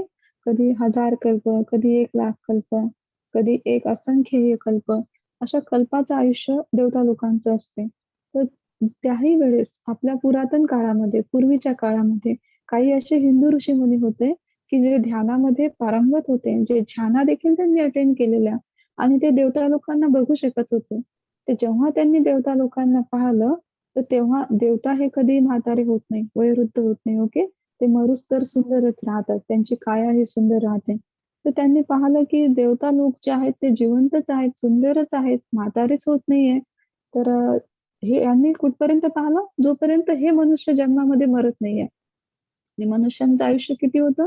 जास्तीत जास्त 100 वर्ष आणि हार्डली भगवान बुद्धांच्या काळापर्यंत 150 वर्ष. तर असं त्यांचं आयुष्य होतं. मग त्यांनी 100 वर्षामध्ये एखाद्या देवताला जर पाहिलं, देवलोकांना पाहिलं, ब्रह्मलोकाला पाहिलं, तर ते त्यांना त्या स्थितीत दिसत होते, जैसे थे. ना ते मोठे होत होते, ना वयोवृद्ध होत होते, ना मृत्युमुखी पडत होते त्या 100 वर्षामध्ये. तर म्हणून त्यांनी म्हटलं किंवा त्यांनी अशी अविद्येतून त्यांचा तो धम्म उत्पन्न झाला, की देवता हे अमर आहेत. मोक्ष हे अमर आहे. म्हणून त्यांनी म्हटलं, की मृत्यूनंतर व्यक्तीने स्वर्गात गेलं पाहिजे आणि एकदा तो स्वर्गात गेला म्हणजे मोक्षाची संकल्पना तयार झाली, की मोक्षामध्ये गेला तर मग तो व्यक्ती अमर होऊन जातो. परंतु म्हणूनच भगवंतांनी त्यासमोरही बघितलं, की मोक्ष प्राप्त केल्याने म्हणजेच देवता लोकामध्ये गेल्याने व्यक्ती अमर होत नाही. उलट तिथेही त्याचं पुण्यकर्म जेव्हा नष्ट होते, चाहे तो त्या देवता लोकामध्ये 1000 कल्प जरी राहिला, तरी 1000 कल्पानंतरही त्याला दुगतीला जाणेच आहे. एकतर तो मनुष्य लोकामध्ये येईल, प्राणी लोकामध्ये येईल, अपाय योनीमध्ये जाईल. म्हणजे कुठे ना कुठे त्याचा जन्म होईलच. तर देवताही अमर नाहीत, ही भगवान बुद्धांची संकल्पना होती. इतका महानातला धम्म आहे. याला कल्प असे म्हणतात. ओके. संघराज सर विचारा. मॅडम जय भीम. जय भीम सर. मॅडम खंती याच्यामध्ये आपली जी धम्मदेशना होती, त्या धम्मदेशनामध्ये संयमाच्या अनुषंगाने जी मांडणी झाली, व्यसनाधीन पतीच्या त्रास सहन करत पण त्यांनी जे काही संयम सांगितला, त्या संयमाला जी महिला तिचा पत्नी एवढा त्रास सहन करून ती नंतर तिच्या पतीच्या लक्षात आलं का बाबा आपल्या पत्नी एवढा आपण त्रास देऊनही ती आपली सेवा करते ना, मारहाण करते असं म्हटलेलं आहे. माझा प्रश्न असा होता मॅडम, काही वेळेस आता आपण वास्तवामधील काही घटना बघत आहे, तर काही व्यसनाधीन पती इतकं मारहाण करतात पत्नीला का ती त्या मारहाणीमध्ये तिचा मृत्यू होतो. ती संयम धरते परंतु तिचा मृत्यू होतो. तर मग हे संयम धरल्यामुळं मृत्यू होतो असं काही अंश आपल्याला वास्तवामध्ये दिसतं. तर हे संयमाची काही परिसीमा असू शकते ना मॅम, जेणेकरून बाबा एवढं करूनही त्याच्यात जर कधी बदल होत नसेल त्या व्यसनाधीन 1 महिना 2 महिने सतत त्याच घटना घडत आहे ना, आणि अखेर शेवट तिचा त्या घटनेत मृत्यू होतो. तर ते संयमाला पण संयम किती काय याचं काही हे असेल ना. बऱ्याच लोकांचा हा प्रश्न असतो, की किती प्रमाणात संयम किती वर्ष? तर आताच आपण बघितलं, की भगवान बुद्धांनी कल्पाची मांडणी केलेली आहे. कल्प सांगितलेले. 1 कल्प, 1 असंख्य कल्प, 1,00,000 कल्प. तर आता 1 कल्प म्हणजे किती ते पण आपण बघितलं. ठीक ना? तर आता जेव्हा आपण मनुष्य जीवन जगतो, तर त्यावेळेस जास्तीत जास्त आपल्याला 60 ते 70 वर्षाचं आयुष्य मिळतं. ते त्या कल्पाच्या ह्याच्यात जर आपण त्याची मांडणी केली, तर ते त्या एका मोहरीच्या बरोबरीचे नाही आहे आपलं आयुष्य 60 वर्षाचं. त्याच्यामध्ये तर जन्मतःच आपल्याला पतीचा किंवा पत्नीचा त्रास सुरू होत नाही. एक 20 किंवा 25 वर्षानंतर तो त्रास आपल्याला सुरू होतो. म्हणजे जेव्हा आपलं लग्न होईल, ओके. तर मग 20 वर्षानंतर किंवा 25 वर्षानंतर ती स्त्री कोण्यातरी व्यक्तीसोबत लग्न करेल आणि त्याच्यानंतर तिला तो त्रास सुरू होईल. मग ती जगतेच किती वर्ष त्याच्यानंतर? 30 वर्ष, 40 वर्ष. ओके. 40 वर्ष और 50 वर्ष पकडून घ्या आपण. मग 50 वर्ष म्हणजे त्या एका मोहरीचा एक कण आहे फक्त. जर आपण धम्माच्या याच्यामध्ये त्याची मांडणी केली, त्याचं जर गणित केलं, कॅल्क्युलेशन केलं, तर मग त्यांना कॅल्क्युलेशन पाहिजे आहे, की किती वर्ष मी संयम ठेवू. तर मग जर तुम्हाला म्हटलं, की ठीक आहे तुम्ही 1000 कल्प संयम ठेवा. तर 1000 कल्प काय कोणी दिवसामध्ये मोजू शकेल? नाही मोजू शकणार. संयमाला कुठलीही संयमाचा कुठलाही एंड नाहीये. जसं तुम्ही उदाहरण दिलं, की एखादी स्त्री जर तिला तिचा पती खूपच त्रास देत असेल आणि त्याच्यात तिचा मृत्यू होत असेल, तर तिचा मृत्यू त्या पतीच्या त्रास दिल्यामुळे होत नाही. कोण्याच व्यक्तीचा मृत्यू हा दुसऱ्यामुळे होत नसतो. हे धम्मामध्ये सत्य आहे. हे आपल्या धम्माचे वचन आहे, की कोणीही व्यक्ती जर मरण पावत असेल, तर प्रत्येक जीवाचा मृत्यू हा त्याच्या कर्मामुळे होत असतो.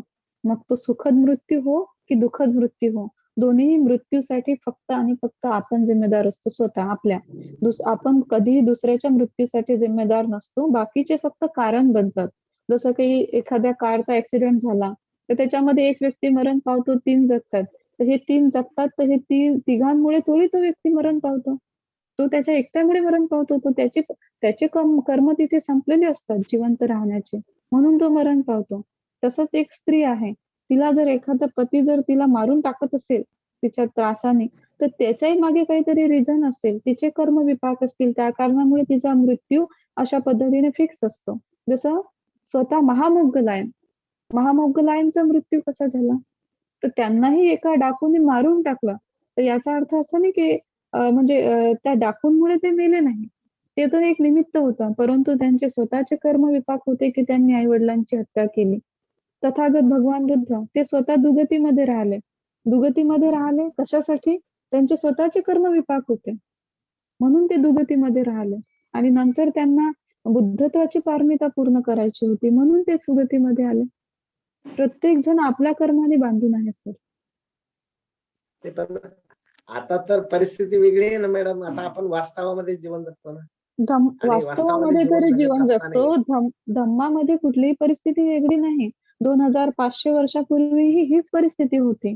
आज 2500 वर्षानंतरही हीच परिस्थिती आहे आणि आजपासून 2500 वर्षानंतर हीच परिस्थिती राहणार आहे. आपला मॅडम बरोबर बघण्याचा आहे. दृष्टिकोन चेंज झालाय फक्त.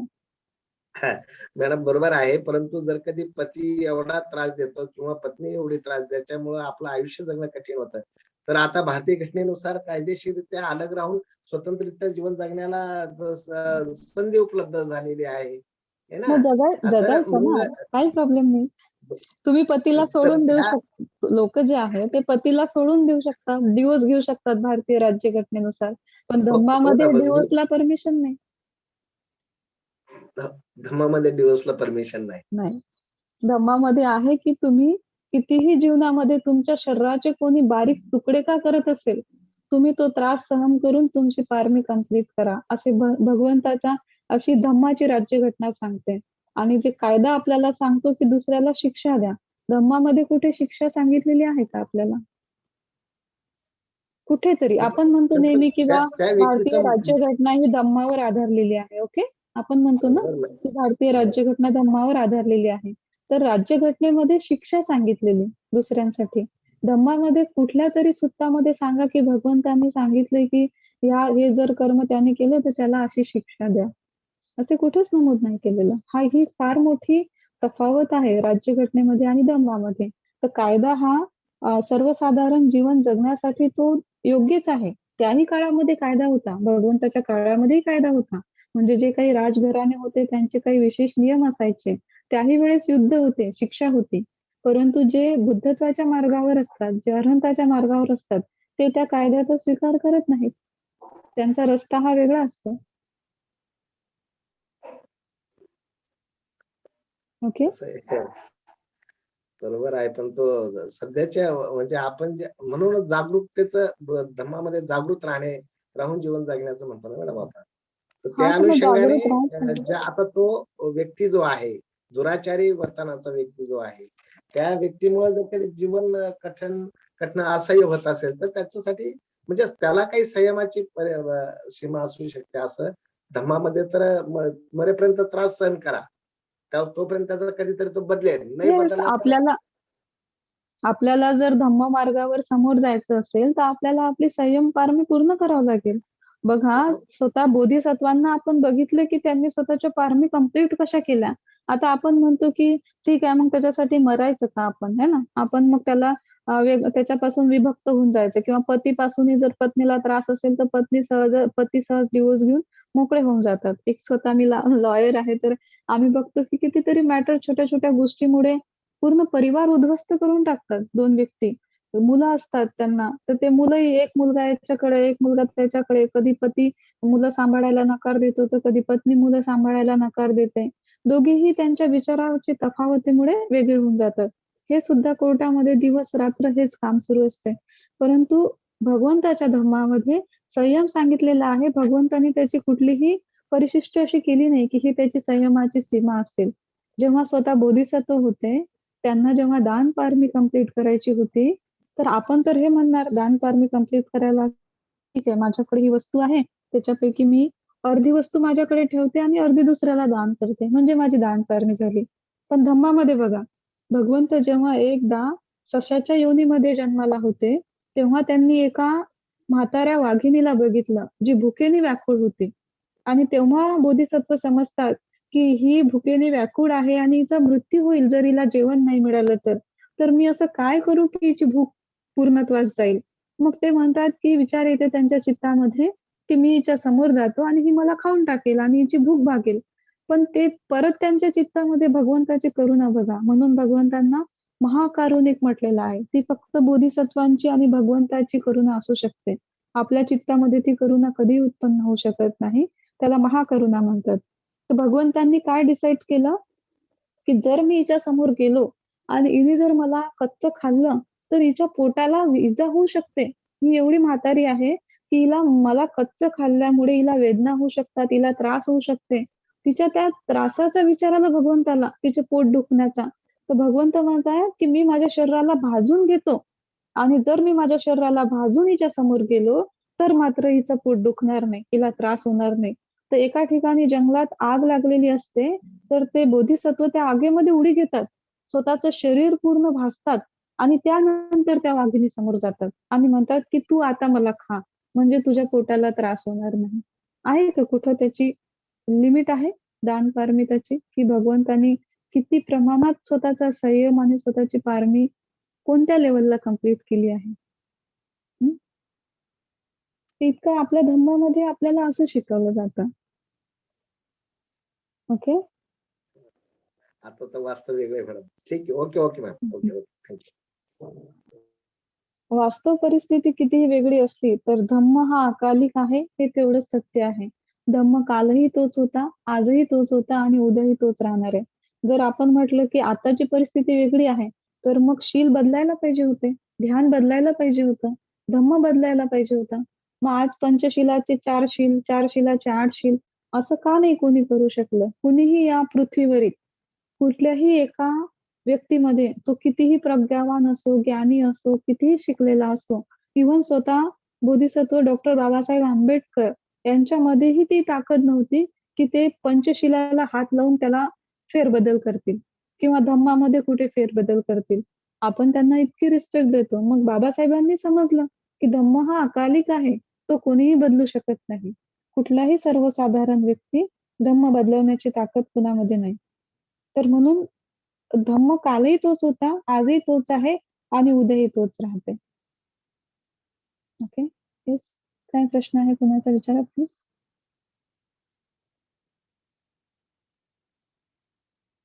मेत्ता मेडिटेशन बद्दल कसं करायचं? मैत्री भावना ऑलरेडी सांगितलेली आहे मॅडम 2-3 दिवसापासून आणि आपण त्याच्यावर पीडीएफ पण तसे सेंड केलेले आहे. याच्याबद्दल डिटेल्स माहिती तुम्ही कॉल करा पर्सनल किंवा आपले जे दुसरे ग्रुप मेंबर आहेत, त्यांना कॉल करून विशेष माहिती समजून घ्या. ओके. नवीन असणार तर. स्मिता चव्हाण मॅम आपण पतीचे व्यसन सोडू शकतो का? येस, सोडू शकता तुम्ही त्यांचे व्यसन आणि नाही सोडलं तरी ते त्यांचे कर्म आहे. हाच संयम आहे. पण आपल्या परीने आपण जीवनभर प्रयत्न करत राहायचा. कदाचित त्यांची पारमी आपल्यामुळे परिपूर्ण होईल आणि एक दिवस तेही स्वतःचं व्यसन सुटून चांगलं जीवन जगतील. कारण भगवंतांनी अनित्यबोध सांगितला. प्रत्येक घटना बदलणारी आहे. आज खूप जास्त व्यसन करत असतील, हळू-हळू व्यसन कमी होईल. नाही व्यसन कमी होईल तर त्या व्यसनाने मरून जातील. पण नष्ट होऊन जाईल एकदाच. अशी एक परिस्थिती उत्पन्न होईल. म्हणजे पर्मनंट परिस्थिती राहणार नाही कुठलीच. येस विचारा. विशाखा ढगे.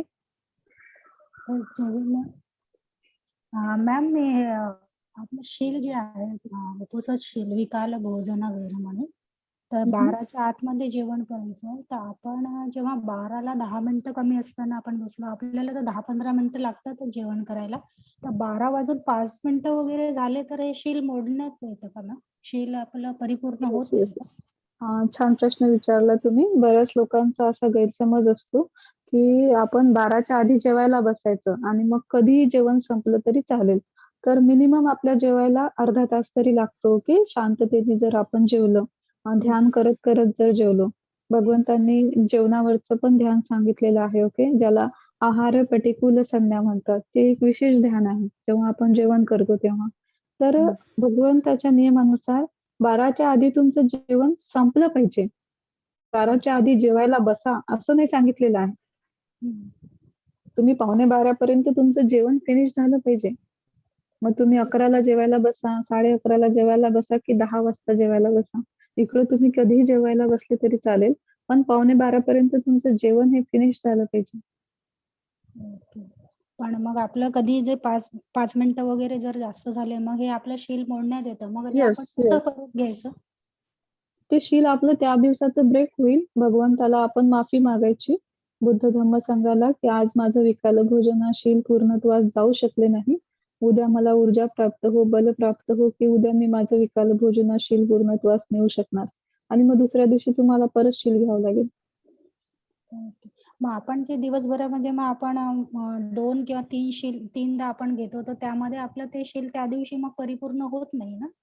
नाही, होत नाही. पण तुम्ही पूर्णत्वास म्हणजे या पद्धतीने, की आता काही लोकांचं असं असतं, की मग समजा त्यांचं 12 नंतर काही खाण्यात आली एखादी वस्तू हां, तर मग ते असं म्हणतात, की आज माझं शील तुटलं. मग आज दिवसभर काही खात राहा. रात्री पण जेवण करा, कारण आज माझं शीलच तुटलं. तर अशा पद्धतीने नाही घ्यायचं. चित्ताला एकदम पनिशमेंट तर अशी द्यायची, की ओके मी नाईटला ज्यूस घेते ना, आज मी स्वतःला अशी शिक्षा देणार, की मी ज्यूस पण नाही घेणार. म्हणजे मला आठवण राहील उद्या, की विकाल भोजनाशील तुटलं नाही पाहिजे. तर काही लोकं असे करतात, की 12 नंतर जर कदाचित काही खाण्यात आलं, तर रात्रीला जेवण करून घेतात. कारण ते म्हणतात, "आज तर माझं शील तुटलं, मग काय करायचं? त्यापेक्षा जेवण केलं तर चालेल." असं नाही. उलट दिवसभर आपल्या चित्तामध्ये त्या गोष्टीसाठी पश्चाताप असला पाहिजे आणि उद्यासाठी आपलं चित्त जे आहे, ते शील धारण करण्यासाठी तयार करायला पाहिजे आपण. हं. ओके. आणि दुसरं असं होतं मॅम माझं, की औषधं वगैरे जर आपली चालू असली कुठली, तर आपण संध्याकाळी काही फ्रूट वगैरे असं खाऊ शकतो का? फ्रूट आपण डायरेक्ट खाऊ शकत नाही. त्याचा ज्यूस बनवून आपण पिऊ शकतो. पेय घ्यायचं. असं चावून नाही खाऊ शकत फ्रूट आपण. Okay, okay. Thank you ma'am. धन्यवाद. ओके. साधू, साधू, साधू. वैभव सर विचारा. Good morning ma'am. Good morning. Ma'am माझा पण हे विकाल भोजना बद्दलच क्वेश्चन होता, की म्हणजे आपण त्याच्या मागचं एक तर कारण काय आणि त्याच्यानंतर त्याचं बेनिफिट्स काय आणि म्हणजे केव्हा केव्हा ब्रेक होतो. जसं एक तर आपण बघितलंच, की हं, 12च्या आत जेवण झालं पाहिजे.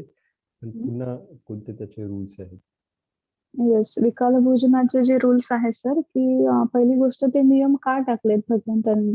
तर भगवंतांनी ते नियम याच्यासाठी टाकले. आज आपण म्हणजे विज्ञानाच्या याच्यात पण पाहतो, की जेवणाचा जो वेळ आहे निसर्गाच्या चक्रानुसार ते 12च्या आधी आपलं जेवण झालं पाहिजे. तेव्हा आपलं ते जेवण जे आहे ते दिवसभर व्यवस्थित पचन होतं आपल्याला आणि आपण एनर्जेटिक राहतो. एक ऊर्जा मिळते. आणि जर आपण म्हणजे अयोग्य वेळी कुठल्याही वेळेला जेवलो, तर जे बॉडीली जे स्ट्रक्चर आहे, ते जे आपली बॉडीची जी काम करण्याची पद्धत आहे, तर दुपारी जर आपण जेवलो 2 नंतर, 3 नंतर, तर आपल्या शरीरामध्ये खूप आळस उत्पन्न होते. असं स्थूलपणा, की आपण कुठेही बसून जाणार किंवा झोप जास्त येणार, कशातच कामामध्ये मन लागणार नाही, एनर्जेटिक वाटणार नाही यासाठी. आणि रात्रीला जेवण करायचं नाही, तर भगवंत म्हणतात, की जेव्हा आपण झोपतो, तेव्हा जेवणामधून आपण जितके कॅलरीज गेन करतो, जितके प्रोटीन गेन करतो, प्राप्त करतो, तर झोपण्यासाठी व्यक्तीला तेवढ्या कॅलरीजची किंवा प्रोटीनची गरज नाही. म्हणून आवश्यक तेवढंच अन्न आपण ग्रहण करायचं. जर आपण रात्रीला भोजन नाही घेतला, तर आपलं शरीर जे आहे ते एम्प्टी असून ते शरीर आपलं पूर्ण आतमध्ये फिल्टर होत राहतं, म्हणजे स्वच्छ राहतं आपलं शरीर, एनर्जेटिक राहतं. दुसऱ्या दिवशी जेव्हा आपण झोपेतून उठतो, तेव्हा फ्रेश उठतो. रात्री आपल्याला शांत झोप लागते, वाईट स्वप्न पडत नाही. शरीर सिस्टीम पूर्ण चांगली राहते. कुठल्याही प्रकारचे आजार खूप लवकर आपल्याला कॅच करू शकत नाही. तेच आपण रात्रीला जेवण करा आणि म्हणा, की आता मला ध्यान करायचंय 2 तास. जेवल्यानंतर तुम्ही बिलकुल ध्यान नाही करू शकणार. लगेच तुम्हाला झोप येईल, आळस येईल, शरीर असं स्थूल वाटेल, म्हणजे एकदम थांबल्यासारखं, एनर्जेटिक नाही वाटणार. आणि भगवंताच्या ह्याच्यामध्ये हा नियम याच्यासाठी आहे, की भिक्खू लोकांनी भिक्षाटन करून भोजन घ्यायचं असतं. मग भगवंतांनी नियम टाकला, की जर 12च्या नंतर जर भिक्खू समजा कोणत्याही वेळेस जेव्हा भूक लागेल, तेव्हा जर पात्र पात्र घेऊन लोकांमध्ये गेले असते, तर का त्यांना जेवण मिळालं असतं? लोकं जे आहेत ते 10-11 वाजता घरी असतात. भोजन बनवतात. ते भोजन ऑफर करू शकतात. आणि जर हा नियम नसता, की 12च्या आधी तुम्ही भोजन नाही संपवलं नाही पाहिजे, कधीही जेवू शकता. तर भिक्खूंना जर 2 वाजता भूक लागली, तर ते 2 वाजता भिक्षापात्र घेतील आणि कॉलनीमध्ये जातील, की आम्हाला जेवण वाढा. 3 वाजता जातील, 4 वाजता जातील आणि रात्रीला सुद्धा पिंडपातला जातील. तर याच्यामध्येच त्यांचा वेळ जाईल पूर्ण आयुष्य जेवणामध्ये. तर जेवण हे जगण्याची गरज म्हणून भगवंतांनी त्याला इम्पोर्टन्स दिलेलं आहे. बाकी आपल्या आवडी-निवडीसाठी किंवा पोट भरण्यासाठी आणि आपल्या खूप आपलं म्हणजे इच्छा पूर्तता करण्यासाठी भोजन हे आपल्या निसर्गाने आपल्याला नाही दिलेलं आहे. ते फक्त आपण व्यवस्थित जीवन जगू शकलो पाहिजे यासाठी. ते आपल्याला नियम भगवंतांनी तसा दिलेला आहे. त्यानंतर विकाल भोजनामध्ये आपण 12च्या नंतर काहीही खाऊ-पिऊ शकत नाही. ज्यामधून आपल्याला खूप प्रोटीन अँड कॅलरीज मिळतील, तसं भोजन आपण स्वीकारू शकत नाही. मग उपवासाचा विकाल भोजनामध्ये आणखी कशाने ब्रेक होते, तर जर तुम्ही उभ्याने पाणी जरी पिलात, तरी तुमचं ब्रेक होते. तुम्हाला उपवासात असेल, तर तुम्ही कुठलेही पेय पदार्थ हा बसून पिला पाहिजे, बसून खाल्ला पाहिजे. तुम्ही उभ्याने पाणी पिऊ शकत नाही, उभ्याने काही खाऊ शकत नाही. असं ते नियम आहेत. दुधाचा चहा तुम्हाला 12 नंतर चालणार नाही. तुम्ही ब्लॅक टी घेऊ शकता. कुठलंही फळ तुम्ही चावून खाऊ शकणार नाही. तुम्ही एक टाईम ज्यूस घेऊ शकता. मग काही लोकं असे आहे, की ओके मग ज्यूस घ्यायचा आहे, तर मग जेव्हा भूक लागली तर ज्यूस बनवलं की पिलं. नाही. आपल्याला स्वतःच्या इच्छेला संयम ठेवायचंय. स्वतःच्या इच्छेला कंट्रोलमध्ये आणायचंय. किंवा झोप येत नाही किंवा काही औषधी सुरू आहे, तर अशा टाईमला आपल्या शरीराला जर काही एनर्जी पाहिजे असेल, तर तुम्ही गरज असल्यास ज्यूस बनवून घ्या. जर तुम्हाला वाटत असेल, की गरज नाही आहे, तर काही आवश्यकता नाहीये ज्यूस घेण्याची. दुसऱ्या दिवशी उपवासाच्या दिवशी तुम्ही 2 वेळेला जेवण करू शकता. एक ब्रेकफास्ट आणि एक जेवण. काही लोकं म्हणतात, की उपवासात असेल तर फक्त 12 आधी जेवण करायचं, तर मग नाश्ता चालत नाही. असं नाहीये. नाश्त्यामध्ये तुम्ही काहीही घेऊ शकता. इव्हन चपाती देखील तुम्ही नाश्त्यामध्ये खाऊ शकता. काही पण. ते 8च्या आधी नाश्ता करायचा. आता आम्ही ज्या मॉनेस्ट्रीमध्ये राहतो, तर तिथे आम्हाला 5:30-6 ला नाश्ता मिळतो. मग तिथे 5:30-6च्या दरम्यान नाश्ता फिनिश होतो आणि 10:30ला जेवण मिळतं. आणि मग ते 11:30 पर्यंत जेवण फिनिश होतं. असे रूल्स आहेत. ओके. आणि मॅम लिक्विड्सचं थोडंसं सांगाल जसं आता माझ्या आईने ते एक खोकला असल्यामुळे रिकमेंड केलं की ते शहद आणि हळद टाकून हं, लिक्विड घ्या म्हणून. हं. हं, तर ते मी रात्री तर नाही घेतलं, पण आता सकाळी मला खोकला होता तर जवळपास 5-5:30 वाजता ते मी घेतलं. तर हे असं रात्री घेणं तर ते प्रॉपर असणार नाही, कारण की ते पूर्णपणे फिल्टर नसतं.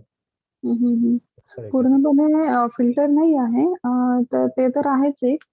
तिथे शील ब्रेक होतेच तुमचं. बट एक औषधी म्हणून जर तुम्हाला कोणी बनवून दिलं, की हे औषध आहे आणि हे तुम्हाला घ्यायची आहे नाईटला, तर ओके. त्यावेळेस तुम्ही ते घेऊ शकता. म्हणजे स्वतः न बनवता कोणी तुम्हाला बनवून दिलं औषध घ्यायची आहे खोकल्यासाठी, तर म्हणून तुम्ही ते एक औषध म्हणून त्याला तुम्ही पेय करू शकता, जरी ते फिल्टर नसेल. कारण तुम्हाला माहीत नाहीये, की ते फिल्टर आहे, नाही आहे. तुम्ही फक्त तुमचा आजार बरा करण्यासाठी ते घेत आहे. तुम्ही तुमची भूक भागण्यासाठी काही खाद्य म्हणून ते खात नाहीये. तर तुमची चेतना महत्त्वाची आहे. बरेचसे असे मेडिसिन्स आहेत ज्याच्यामध्ये जेवणाचे काही घटक इन्क्लूड असतात औषधांमध्ये. तर ते औषध जेव्हा आपण घेतो, तर ते काय आपण 5 मिली असं काहीतरी घेतो आहे ना. तर त्याच्यामधून आपण विकाल भोजन करतो असा अर्थ होत नाही. पण आपण इंटेन्शनली खायचंय, की फ्रूट आहे आणि मग 5 मिली खायचंय म्हणून फ्रूट अर्ध कापून खाल्लं असं नाही. म्हणजे इंटेन्शन आपलं जेवणाचं नसलं पाहिजे. भूक भागवण्याचं नसलं पाहिजे. ओके. Okay sir. चालेल. येस प्रीती मॅम विचारा. Hello ma'am. येस.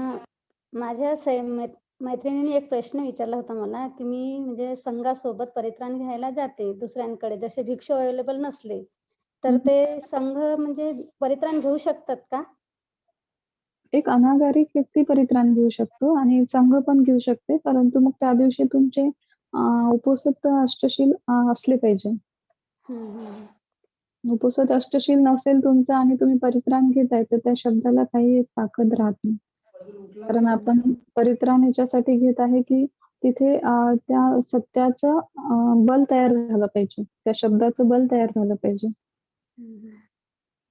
एखादा मानतो ना आपण, एखादा जर नेहमी खोटा बोलणारा व्यक्ती असेल ना, खूप खोटा बोलतो आणि एखाद्या वेळेस तो काही सत्यही सांगत असेल, तर लोकं विश्वास ठेवतात का? नाही. आणि त्याच्या सत्यावर कोणी विश्वास ठेवत नाही. त्याचं सत्यबलच तयार होत नाही. जरी ती घटना सत्य असेल, परंतु ते सत्यबल तयार होत नाही.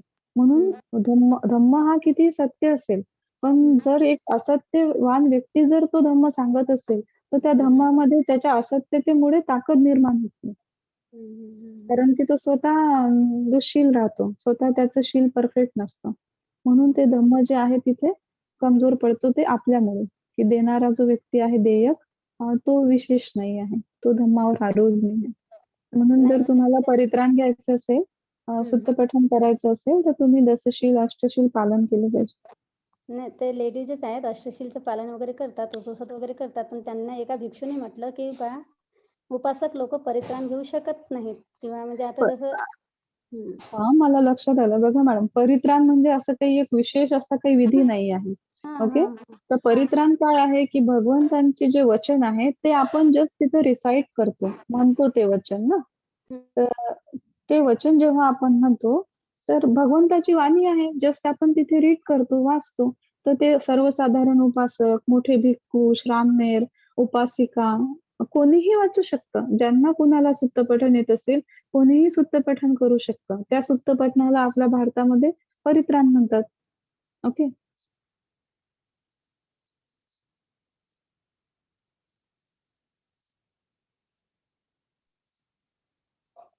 ठीक आहे. हो मॅडम. हा. येस, डोंगरे विचारा. नमो बुद्धाय. जय भीम मॅडम. आज तुम्ही म्हटलं की जे सण वारतात त्यांचे ते वाईट कर्म असतात. माझा मुलगा 15 वर्षाचाच वारला मॅडम. त्याचे काय वाईट कर्म असेल? 15 वर्षामध्ये जर मुलगा वारला, त्याचे काय वाईट कर्म असेल, तर आपण पाहतो की आपला हा काही पहिला किंवा शेवटचा जन्म नाही आहे मॅडम, है ना? काही लोकं तर आईच्या गर्भामध्येच मरण पावते. आपण तुमच्या जीवनात तुम्ही बघितलं असेल, की कोणी लेडीज 7-8 महिन्याची प्रेग्नंट असते, तर ते बच्चू गर्भामध्ये मरण पावते. काही मुलं एका दिवसाचे जन्म घेतात आणि मरण पावतात, है ना? तर प्रत्येकाचं कर्म असतं. जर एक गर्भामधल्या बाळाचं जर कर्म असेल मराचं, तर आपला मुलगा तर 15 वर्षाचा होता. तर त्याचंही काही कर्म असेलच ना. प्रत्येक जीव जो जन्म घेतो आणि मरण पावतो, तर त्याचा कर्माचा विपाक आहे. इव्हन भगवंताच्या काळामध्ये कितीतरीदा अशा घटना घडल्यात, की आता किस्सा गौतमीची स्टोरी तुम्हाला माहिती आहे. पटाचाराची स्टोरी माहिती आहे, की पटाचाराचं जे जन्म झालेला मुलगा, आज जन्म झालेला मुलगा आजच्या आज एक पक्षी खाऊन घेतो. खातो ना. तर त्याचं काय कर्म असेल? प्रत्येकाचं एक कर्म असतं मॅम मृत्यूसाठी. तर म्हणून 15 वर्षाचा जो तुमचा मुलगा मरण पावला ही तुमच्यासाठी जरी फार दुःखद घटना आहे, एका आईसाठी फार वेदनादायक घटना आहे. परंतु त्या घटनेचं सत्य जर तुम्ही समजलं तर तुम्हाला रिलॅक्स वाटेल आणि तुम्ही पुण्य शेअर कराल, की ठीक आहे. जरी तू 15 वर्ष जगलास, तू तुझ्या कर्मानुसार तू मृत्युमुखी पडला, परंतु मृत्यूनंतर तुला सुगती प्राप्त हो. तू चांगल्या ठिकाणी जन्म घेऊ. अशा पद्धतीने तुम्ही त्यांच्यासाठी मैत्री देऊ शकता. त्यांच्यासाठी पुण्य शेअर करू शकता. जर तुम्ही दुःखातच राहणार आणि दोष देत राहणार स्वतःला किंवा त्याला, की असं काय घटना घडू शकते, की माझा 15 वर्षाचा मुलगा मरण पावला किंवा कोणी काहीतरी केलं म्हणून तो मरण पावला. असं होऊ शकत नाही. कुणीही कुणाला मारू शकत नाही आजच्या दुनियेमध्ये. इव्हन त्याच्या मरणाला मलाच कारण ठरवलं मॅडम, खरं सांगायचं तर. लोकांनी. हं, त्याच्या हं. वडिलांची वगैरे मी वेगळी राहते. हं, हं. तर त्याच्या वडिलांनी त्याच्या आत्याने मलाच कारण की हिने मारलं असेल म्हणून त्याने PUBG गेममध्ये फाशी घेतली आहे मॅडम. Okay, okay. तर असं घरच्यांनी ठरवलं की मीच काहीतरी केलं असेल, पण मी काहीच कारण नाही मॅडम त्याला. कुठलीही आई मुलाला मारू शकत नाही पहिली गोष्ट. त्याची हत्या करू शकत नाही आणि कोणी तसं हत्या जरी कोणी करत असेल, तरी त्याच्या हत्येमुळे तो व्यक्ती मरत नाही. आपण बघतो एखाद्या वेळेस की कोणी हत्यारा जो आहे, एखाद्या व्यक्तीला खूप चाकू हे करून देतो, मारून देतो. पण तो हॉस्पिटलमध्ये 5-6 महिने कोमात राहतो वगैरे, वगैरे आणि नंतर त्याची तब्येत चांगली होते. म्हणजे जरी हा मर्डरर त्याची मर्डर जरी करण्याचा प्रयत्न केला, तर तो व्यक्ती मेला का? जर त्याच्या मृत्यूचं कर्म परिपक्व झालं नसेल, तर या सृष्टीमध्ये कोणीही मरण पडू शकत नाही. कुणीही मरू शकत नाही. जोपर्यंत त्याचं मृत्यूचं कर्म पूर्ण होत नाही, तोपर्यंत व्यक्ती मृत्युमुखी पडू शकत नाही. म्हणून हं. ते जे मरण पावलेत, ते त्यांच्या कर्मामुळे मरण पावले. त्यासाठी तुम्ही जिम्मेदार नाही आहे. बिलकुल नाही. त्याचे आधीचे कर्म की आता मॅडम? आताचे असू शकतात आणि आधीचेही असू शकतात आणि खास करून जे लोकं असे अपघाती मरण पावतात, तर त्यांचे आधीचे कर्म जास्त स्ट्राँग असतात, अकुशल कर्म. जे लोकं अपघाती मरतात ॲक्सिडेंटमध्ये, पॉइझन घेऊन, म्हणजे विषबाधा करून किंवा फाशी घेऊन, किंवा जाळून घेऊन जे लोकं मरण पावतात, तर त्यांचे स्ट्राँग बॅड कर्म असतात. खूप अकुशल कर्म असतात. तर त्या कारणामुळे त्यांची अशी घटना उत्पन्न होते, की ते अपघाती मृत्यू होतो त्यांचा. आत्ताचे म्हणूनच कर्म कसं म्हणू शकतो मॅडम, कारण इतका साधा मुलगा होता तो, की कोणाला वाईट बोलणार नाही. प्रत्येकाने जर म्हटलं, "बाबू हे काम करते का?" "हां, ठीक आहे." असा इतका संस्कारी, इतका इतका छान मुलगा होता, की कधीच कोणाला दुखवलं नाही त्याने. माझं वळण पण त्याला तसंच होतं, की वाईट वागायचं नाही म्हणून आधीपासूनच. त्याचे आताचे कर्म कसे काय म्हणू शकतो मॅडम आपण? आताची असू शकतात आणि आधीची असू शकतात. पण मोस्ट ऑफ आधीचे असतात. जेव्हा अपघाती मृत्यू होतो, तेव्हा आधीचे कर्म जास्त स्ट्राँग असतात, आधीच्या जन्माचे. आणि मला पण एक वाईट वाटते मॅडम आता पण, की मी कोणाशी कधी वाईट वागली नाही. आणि कोणाचं कधी वाईट केलं नाही. कोणाचं पण कुठल्या दवाखान्यात असलं त्याला ॲडमिट केलं का तुम्हाला त्याच्याजवळ एक सेकंड, एक सेकंड. तुम्हाला हां. किती वर्षापासून आठवतं, की तुम्ही वाईट केलं नाही? मी किती आधीपासून वर्ष झालं? मी वाईट आधीपासून म्हणजे वागली. अंदाजे किती? आज तुमचं वय किती आहे? माझं वय 40 आहे. 40 वर्ष. ओके. तर हां. कदाचित तुम्हाला जन्मापासून पकडू तुम्हाला आठवतंय, ज्या दिवशी तुमचा जन्म झाला. हं. तर तुम्ही या 40 वर्षातच वाईट केलं नसेल ना? एवढंच आठवतं ना तुम्हाला, की याच्या आधीचं काही हो. आठवतं? नाही, नाही. जर तुम्हाला याच्या आधीचं आठवत नाही, तर आताच आपण सांगितलं, की आपण कल्पाचा प्रवास करून आलेलो आहे. हे 40 वर्ष हां. म्हणजे काय नगण्य आहे. म्हणजे याची मोजमापच नाहीये कुठे 40 वर्ष म्हणजे. 0 आहे 40 वर्ष.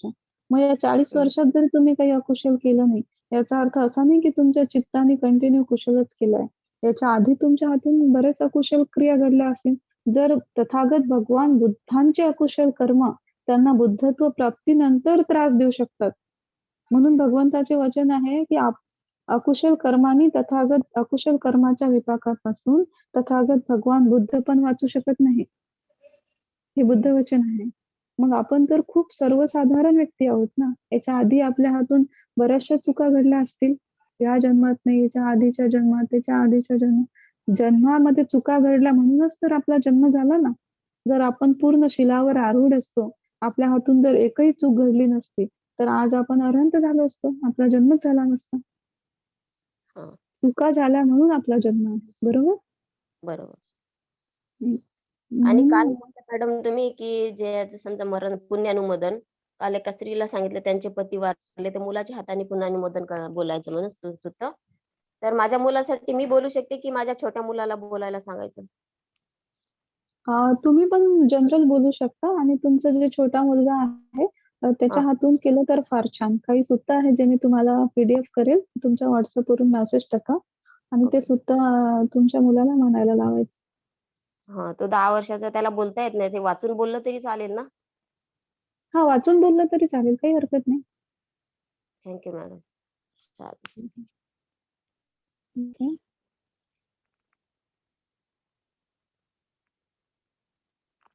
बिझनेसमध्ये चौथं शील ब्रेक होते. प्रयत्न करायचा की शील ब्रेक नाही झाला पाहिजे. जर तुम्ही असं अधिष्ठान केलं, भगवंताला याचना केली काहीही घटना उत्पन्न करा, पण माझं शील ब्रेक नाही झालं पाहिजे. तर तुम्हाला निसर्ग देखील सपोर्ट करेल तुमचं शील परिपूर्ण होण्यासाठी.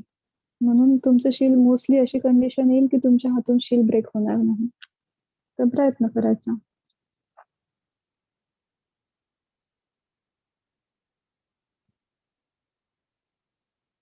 Yes, Yamini Shinde ma'am.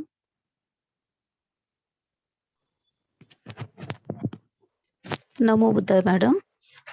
हा मॅडम, आता आपण मैत्री भावनेचा अभ्यास करत आहोत, तर त्यामध्ये आदरणीय व्यक्तीबद्दल आपण मैत्री भावना करतो. तर त्यामध्ये आदरणीय भंते, सर, मॅडम ह्यांना आपल्याला मैत्री द्यायची आहे. तर इथे आपण एकाच वेळी आदरणीय भंते, सर, मॅडम ह्यांना देऊ शकतो का, की आपल्या एखाद्याच मॅडमना त्या ठिकाणी निवडू शकतो मैत्री नाही, नाही. देताना? आदरणीय व्यक्तीमध्ये तुम्ही स्त्री आणि पुरुष म्हणजे जे तुमचे गुरु असतील, दोघांनाही हा. मैत्री देऊ शकता आणि त्यांचे चेहरे तुम्ही एका सेशनमध्ये डोळ्यासमोरून आणू शकता त्यांचे चेहरे. हा. जेव्हा तुम्ही म्हणता, की माझ्या आदरणीय व्यक्तींना शांतता प्राप्त हो, तेव्हा हो, मग हो. भंतेंचे, भिक्खुनींचे, सरचे, हं, मॅडमचे जे हं. काही चेहरे असतील हां, हां, डोळ्यासमोर हां. आले तर चालेल. अच्छा, मला तेच विचारायचं होतं, की एकच आपण आदरणीय मॅडम किंवा म्हणजे मॅडम निवडू शकतो का? सरांना आणि भंतेंना देऊ शकतो का? ते विरुद्ध येस, येस. सेक्स आदरणीय असले तरी व्यक्तीमध्ये तुम्ही देऊ शकता. येस. अपोझिट सेक्सला देऊ आदरणीय शकतो. व्यक्तीमध्ये देऊ शकतो आपण. गुरूंना देऊ शकतो. हां, हां. आणि आणखी आपले मित्रांप्रती पण आहे. तर त्यामध्ये पण आपण एकाच कल्याण मैत्रिणीला देऊ शकतो, की अनेक? नाही, मित्रांमध्ये आपण अनेक मित्रांना देऊ शकतो, पण अपोझिट हं. सेक्समध्ये नाही देऊ शकत. म्हणजे स्त्री हां. असेल तर पुरुष मित्रांना नाही देऊ शकत. पुरुष हं, हं. असेल तर स्त्री मैत्रिणीला नाही देऊ शकत. हं, हं. पण मैत्रीण मित्रांमध्ये एकच निवडायची का नाही, नाही. त्यामध्ये? एक नाही. एकपेक्षा जास्त असेल तरी चालेल. जास्त पण असू शकतात. हं, हं. आणि जे आपले ग्रुपवर दररोज करावयाची कार्ये, यामध्ये शेवटी दिलेलं असतं 45 मिनिटे आनापान भावना, हं, आनापान साधना. तर तुम्ही त्या दिवशी सांगितलं की आत्ता आपलं जे सेशन ध्यानाचा सुरू आहे ऑब्जेक्ट असेल मैत्रीभान. हां, हां. तर तेच करायचं. पण तिथे तर दिलेलं असतं 45 मिनिटे आनापान. येस, मी त्याबद्दल शुअर नाही आहे मॅम, कारण सरांशी मी डिस्कस नाही केलं. पण एक माझं पर्सनली माझी प्रॅक्टिस अशी असते, की ज्या हां, दिवशी मी जे प्रॅक्टिस करेल, मी पूर्ण होल डे ती प्रॅक्टिस करते. तर मग त्या हां, हां. कारणामुळे स्टुडंटला सुद्धा असं माझं सांगणं असतं, की तुमची जी हां, प्रॅक्टिस सुरू असेल, म्हणजे सपोज तुम्ही हां. रात्रीला आनापाना केली, तर दुसऱ्या दिवशी जेव्हा हां, तुम्ही मैत्री भावना करायला जाल, तर कदाचित तुम्हाला आनापानासतीचे हां. ऑब्स्टॅकल उत्पन्न होऊ शकते. म्हणजे तुमचं लक्ष श्वासाकडे हां. जातं आणि तसं मैत्री मला भावना होतं हां. कधी-कधी. बरोबर आहे. मैत्री भावना तिथे कमजोर पडते. तर म्हणून एकच आपली हां. प्रॅक्टिस जी असते ती जर कंटिन्यू केली तर चांगलं. पण मला वाटतं कदाचित टायपिंगमध्ये आधी सरांनी ते करून ठेवलं असेल, तर म्हणून तो मेसेज हां, तुम्हाला हां. पोहचत असेल किंवा मग मी सरांशी डिस्कस हां. करून आम्ही ते ग्रुपवर हां. चेंज करतो. तेच त्या दिवशी तुम्ही बोललात त्यामुळे तेव्हापासून तो प्रश्न माझ्या मनात आहे, की आणि चालेल, मग चालेल. संध्याकाळी कल्पना मॅडमकडे ते जॉइन होते ना मी, मग तेव्हा हं. आनापानच करत असते. Yes, yes. मी हं. सरांशी डिस्कस करून आम्ही ते ग्रुपवर कन्फर्म करतो. Okay madam. Thank you. Okay ma'am. Shraddha ma'am विचारा. Hello ma'am. येस, विचारा मॅम. नमो बुद्धाय मॅम. ओके. मॅम, हे जाणं म्हणजे काय आहे? जसं एखादं रोपटं तुम्ही लावता, ओके. ओके. हां. फळाचं झाड, ज्या फळाचं झाड फक्त बीज तुम्ही लावलंय, पण त्याला कशी फळं येतात हे तुम्हाला माहिती नाही. तर अशाच हं. प्रकारचं जेव्हा तुम्ही ते बीज लावता, ते बीज हं. मोठं होतं आणि त्याला फळ येतं आणि ते फळ हां, तुम्ही टेस्ट करता, तोडता, बघता, त्याला हं. स्पर्श करता, त्याला खाऊ शकता. तर ते हां. फळ म्हणजे ध्यान आहे, ओके. तर आज हो. तुम्ही जे काही ध्यान करताय, जे शील हां, पालन करताय, जे दान करताय, हां. यापासून उत्पन्न होणारी ध्यानाची हायेस्ट लेव्हल म्हणजे ध्यान आहे. तिथे ध्यान अटेन करणे म्हणजे तुमच्या चित्तामध्ये हां. कुठल्याही प्रकारचे अकुशल विचार उत्पन्न होऊ शकत नाही. तर त्याला हायर स्टेज ऑफ ध्यान, हायर कॉन्सन्ट्रेशन लेव्हल असं म्हणतात. अच्छा. चित्ताच्या एकाग्रतेची, समाधीची सगळ्यात हां. उंच पायरी म्हणजे हो, ध्यान. ओके. मला ना मॅडम ते ध्यानामध्ये बसले ना, तर मला हे ढग वगैरे आकाश वगैरे दिसतं. कुठलं ध्यान करताय तुम्ही? मी हे जे मेत्ता मेत्ता करताय. ढग हा कशा कलरचे दिसतात तुम्हाला? कुठल्या व्हाईट कलरचे? White white. ओके. किती वेळासाठी? हो मॅडम, चालू केलं ना मेत्ता, थोड्या वेळानेच मग चालू होतं ते. मग किती वेळ तर दिसतं तसं? तोपर्यंत मला ध्यान लागून राहते ना, ते मेत्ता करत राहते तेव्हा पण दिसते.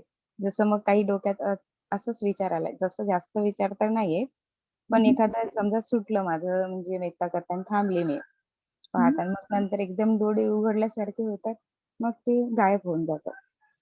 ओके. काही प्रॉब्लेम नाही मॅडम. जास्तीत जास्त चांगलं साईन आहे कॉन्सन्ट्रेशनचं. ढग दिसणे व्हाईट कलरचे होते. पण ते अजून एवढे स्टेबल नाहीये, म्हणून तिकडे लक्ष नाही द्यायचं आणि नाही, आपलं लक्ष ध्यान नाही जे देत आहे, आहे मी. मेत्ता जी आहे ती कंटिन्यू करायची.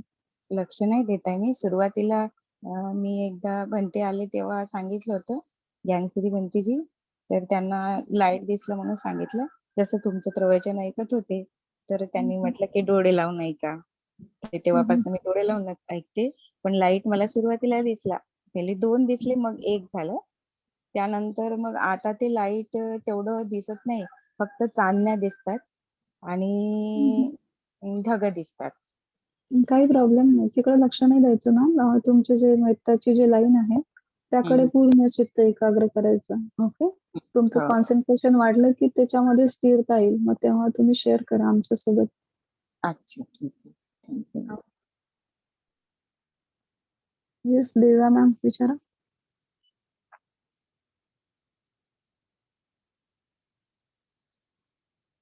हँड रेज आहे तुमचा. काही प्रश्न आहे? हॅलो. हा विचारा. हॅलो. मला हे विचारायचं होतं की मग असं काही आहे का की आपण वाईट कर्म केले वगैरे, किंवा मग आपण दुसऱ्या कोणत्या तरी जन्माला येतो, प्राण्यांच्या वगैरे, असं काही आहे का की फक्त आपण बाकीचे जन्म घेऊन आलेलो असतो आणि मग सगळ्यात शेवटचा जन्म माणसाचा आहे, ना असं ना ना काही आहे असं का? असं काही नाहीये की सगळ्यात शेवटचा म्हणजे जन्म मनुष्याचा आहे. नाही, तुम्ही शेवटचा म्हणजे याच्यानंतर बाकीचे जन्म माणसाच्याच जन्मात भेटणार आपल्याला, अशा नाही टाईपचं नाही. विचारते मी. भगवंत म्हणतायत की दुर्लभम मनुष्यत्व प्रतिलाभो. मनुष्याचा जन्म हा फार दुर्लभ आहे. तर त्यासाठी भगवंतांनी एक सुंदर उपमा दिलेली आहे, की समजा की पृथ्वीवरील जेवढी माती आहे, ओके, पूर्ण पृथ्वीवरील माती, त्याच्यावरचा मातीचा कण एक आपल्या सुईच्या टोकावर पकडायचा. कुठे? सुईच्या टोकावर. आणि ते सुईच्या टोकावर असलेला मातीचा कण म्हणजे मनुष्य जन्म. आणि त्या टोकावरून जेव्हा तो मातीचा कण पृथ्वीवर पडेल, तर तो कण तुम्ही परत उचलू शकता का?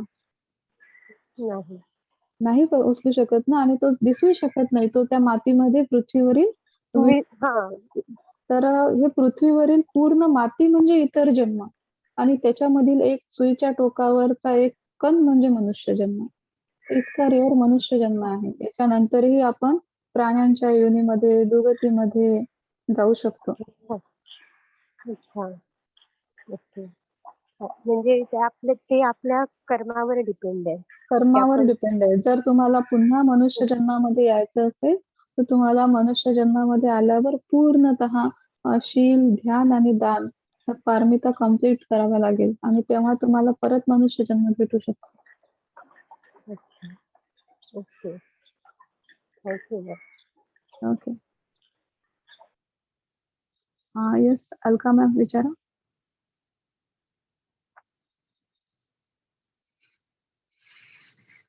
अलका मॅम, हँड रेज आहे तुमचा, विचारा.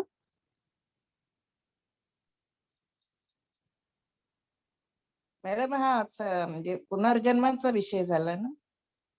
हा, येस, पुनर्जन्माचा विषय आहे. म्हणजे परत परत जन्म, परत परत हे. येस.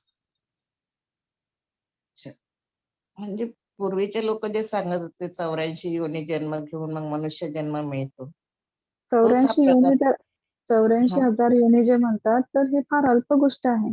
84,000 योनीच नाही, असंख्य कल्पाच्या योनीतून व्यक्ती जन्म घेतो. म्हणून भगवंत म्हणतायत की अनेक जाती संसारा, या संसारामध्ये खूप जन्म आहे. अगिनत जन्म आहे, ज्याची काही गणना नाही इतके जन्म आहे. म्हणजे मग याच्यातून सुटका करायची असेल तर मग निब्बाणच करावं लागेल. निब्बाणच. त्याच्यासाठी साधना पण खूप कठीण पाहिजे.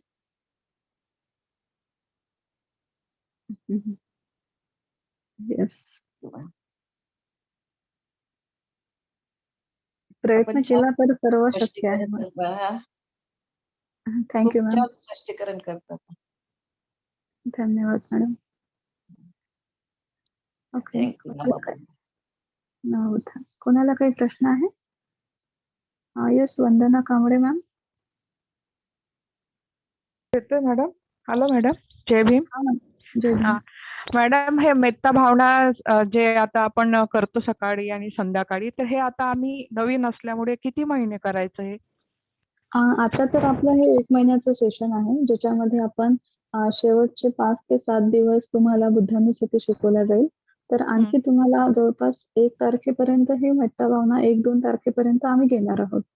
आणि नंतरही मग जे आपले स्टुडंट आहे सर्व, त्यांना एक अधिष्ठान भेटणार. तर त्या अधिष्ठानावर त्यांना मग कंटिन्यू काम करावं लागेल. तुमच्या ध्यानाची प्रगती बघून. Okay madam. आणि मॅडम मला एक प्रश्न विचारायचा होता. समजा जर ह्या जन्मामध्ये आपण आता समजा अस्तित्वात आहोत, तर ह्या जन्मामध्ये जर आपल्या हातून काही वाईट कर्म आतापर्यंत घडले असतील आणि आपण त्याचा आपल्याला आता समजा चांगलं बनायचं आहे ह्याच्यामधून, की आता मी वाईट कर्म सगळं सोडून देईल, चांगल्या मार्गावर राहील, तर ह्याचं आपल्याला म्हणजे तात्काळ फळ मिळतं का? येस, नक्की. बुद्ध म्हणतात, की "I never seen what has been done. I only see what remain to be done." की भगवान बुद्धाचे वचन आहे, की "मी आजपर्यंत काय केलं हे मला माहित नाही. परंतु आजच्या नंतर मला काय करायचं आहे हे मात्र मला माहिती आहे आणि माझ्या हातात आहे." तर आजपर्यंत म्हणजे माहिती असताना किंवा माहित नसताना आपल्या हातून जेही काही अकुशल कर्म घडले असेल आणि आजच्या तारखेत तुम्हाला माहिती झालं सध्या, की माझ्या हातून हे अकुशल कर्म घडलंय. तर आपली एवढी स्ट्रॉंग आपली एनर्जी पाहिजे, की मी आत्ताच्या आता हे सोडून जाणार आहे. आत्ताच्या आता मी डिलीट करणार आहे माझ्या आयुष्यामधून हे अकुशल कर्म आणि मी चांगलं जीवन जगणार आहे समोर. तेवढं अधिष्ठान ठेवायचं आणि पुन्हा ते अकुशल कर्म नाही करायचं. तुम्हाला निश्चितच त्याचे भरपूर बेनिफिट्स मिळतील. अच्छा, ठीक आहे मॅडम. आणि मॅडम, उपसत आता जे आपण घेतो, म्हणजे आज आपण उपसत घेतलं तर दुसऱ्या दिवशी पण ते उपसत त्याच वेळेला सोडायला पाहिजे का? म्हणजे आज 12ला आपण घेतलं उपसत, 12च्या आतमध्ये आपण जेवण करतो, तर दुसऱ्या दिवशी पण मग सोडायचं आहे, की म्हणजे आपण रेग्युलर नाही, नेहमीप्रमाणे दुसरं रेग्युलर जर तुम्हाला करायचं असेल उपसतशील सोडून म्हणजे 1 दिवसाचं तुमचं उपसत आहे, तर दुसऱ्या दिवशी सकाळी जेव्हा तुम्ही उठता 5:30-6ला तर तेव्हा तुम्ही पंचशील घेऊ शकता. भगवान बुद्धांच्या समोर बसायचं, पंचशील ग्रहण करायचे आणि मग तुमचं नॉर्मल जीवन सुरू होईल. म्हणजे त्या दिवशी तुमचं उपसत अष्टशील राहणार नाही. अच्छा मॅडम, थँक्यू मॅडम. खूप खूप साधुवाद मॅडम. खूप छान तुम्ही सांगता मॅडम समजावून. त्याच्यासाठी खूप खूप साधुवाद मॅडम तुम्हाला. Thank you. Thank you so much. Yes, Meena विचारा.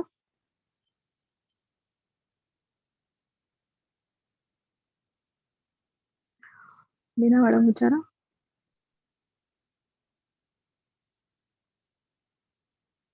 हँड रेज आहे तुमचा, तुम्ही स्वतःला अनम्यूट करू शकता.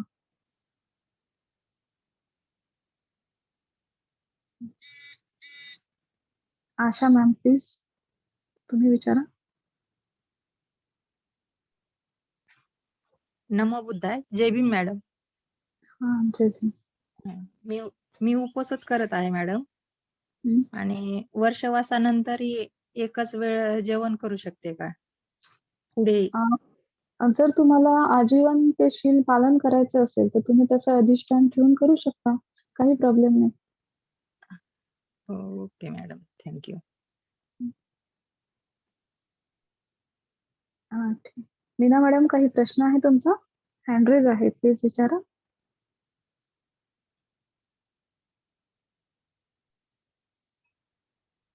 हॅलो. हा, विचारा मॅम. नमो बुद्धाय. आवाज येतो माझा? येस, येतोय, बोला. माझा असा प्रश्न होता की आई वडिलांना मित्र भावना देता येते काय? माझे आई वडील तर आहे नाही आता.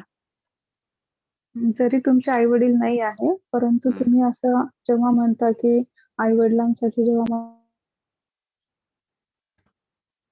आजपर्यंत काही आई वडील तुम्हाला प्राप्त झालेले आहे, ज्या ज्या जन्मातून आपण आलोय, तर प्रत्येक जन्माच्या आई वडिलांसाठी तुम्ही आजही मित्र स्प्रेड करू शकता. अच्छा, धन्यवाद मॅडम.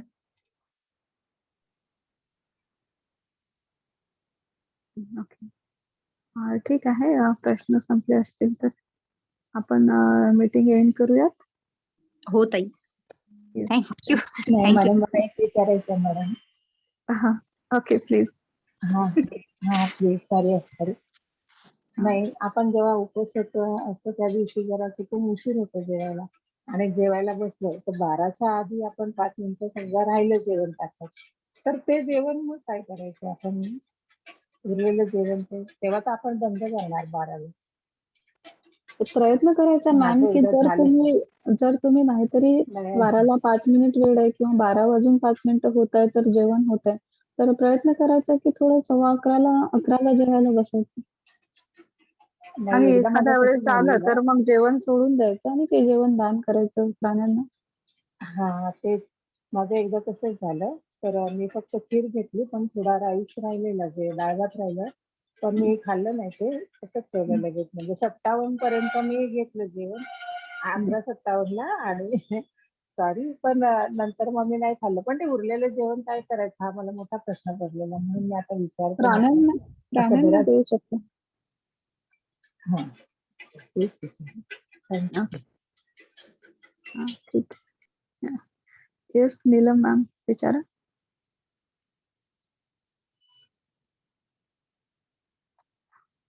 विचारा मॅम.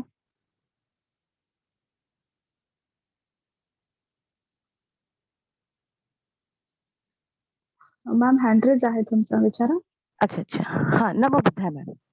हो, इथे आहे. हा मॅम, मला एक काल दान परिमिताबद्दल विषय झालेला. तर मला एक विचारायचं होतं की आता आपला हा लॉकडाऊन पिरियड चालू आहे, तर त्याच्यामध्ये भरपूर लोकांचे खूप प्रॉब्लेम्स आहे. तर मी भरपूर लोकांना म्हणजे केलेली आहे छोटी, माझ्या हाताने जितके झालेले तितकं, माझ्या मिस्टर आणि मी. तर कधी आम्ही जसं कोणी आरोग्य संस्था, एक केटो आहे, परत काय आमचे फ्रेंड्स वगैरे आहे, ते आजारी, त्यांना मदत केलेली आहे पैशांची. परत बुद्ध विहारामध्ये दान दिलेलं आहे. परत माझ्या टीचरचा स्टाफ आहे, त्यांची परिस्थिती पण खूप खराब आहे, त्यांना पण अधून मदत चालू असते, म्हणजे चाललेली आहे. परत दुसरी गोष्ट, आपले काही लांबचे नातेवाईक असतात, त्यांना पण मदत केलेली आहे. पण एखाद वेळेस एकाचा फोन येतोय आम्हाला आणि त्यांना आपली मदत मागतात, तर जर त्यांना मना केलं तर?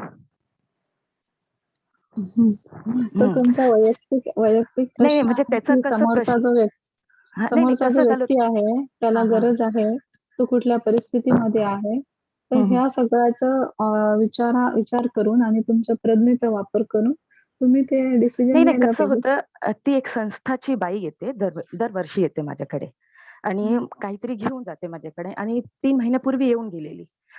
आणि त्याच्या 2 दिवसापूर्वीच मी केटोला दिलेलं होतं. तर तिने कॉल केला मला ट्रेनमध्ये, की ठाण्यावरून तिने फोन केला की मॅडम मी तुमच्याकडे येते आणि मला प्लीज मॅडम मदत कर. अशी थोडीशी डोळ्यातून पाणी काढायला लागली. तर जर तुम्ही मी दान त्याला देऊ शकत नाही आहे, तर तुम्ही नाही म्हणू शकता. तर मी तिला बोलले की मॅडम आता नका येऊ, कारण मी आताच झालेलं आहे आणि तुम्हाला मॅडम मी 3 महिन्यापूर्वी मदत केलेली आहे. तर तुम्ही आता प्लीज यायचं कष्ट नका करू, परत तुम्ही इकडे येणार आणि हताश होणार माझ्याकडे येऊन, तर येऊ नका मॅडम. तर ती बोलली हो चालेल, मी तुमच्याकडे 6 महिन्याने येते, अशी ती मला बोलली. तर योग्य आहे का म्हटलं, की एक वेळेस असं, आता कधी मी नाही बोललेली, कधीच कोणाला नाही बोलले, पण पहिल्यांदा त्यावेळेस मी तिला नकार दिलं, असं झालेलं. जर तुमचं नाही आहे, देऊ शकत नाही आहे, नाही म्हटलं तर हा, काही असं झालेलं आहे, कारण ऑन द स्पॉट. प्रॉब्लेम नाही. हा, ठीक आहे. अच्छा. ओके, ठीक आहे. Yes ma'am. संध्या मॅम, विचारा.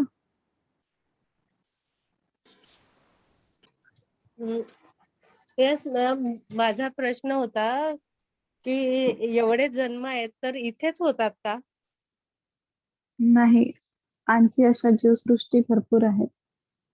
एकूण 31 प्रकारचे लोक आहे, 31 प्रकारच्या जीवसृष्टी भगवंतांनी सांगितलेल्या आहे.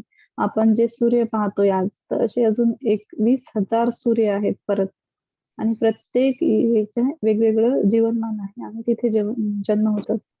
म्हणजे ह्या पृथ्वीवर की अजून दुसऱ्या याच्यावर? पृथ्वीच्या अलावा पण दुसरीकडे सुद्धा, पृथ्वीच्या खाली आकाशामध्ये अनेक जीवजंतू आहेत, तिथे जन्म होतात.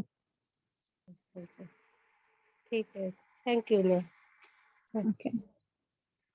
ओके, आजच्यासाठी एवढं इनफ आहे आणि आपण आपली मीटिंग जी आहे ती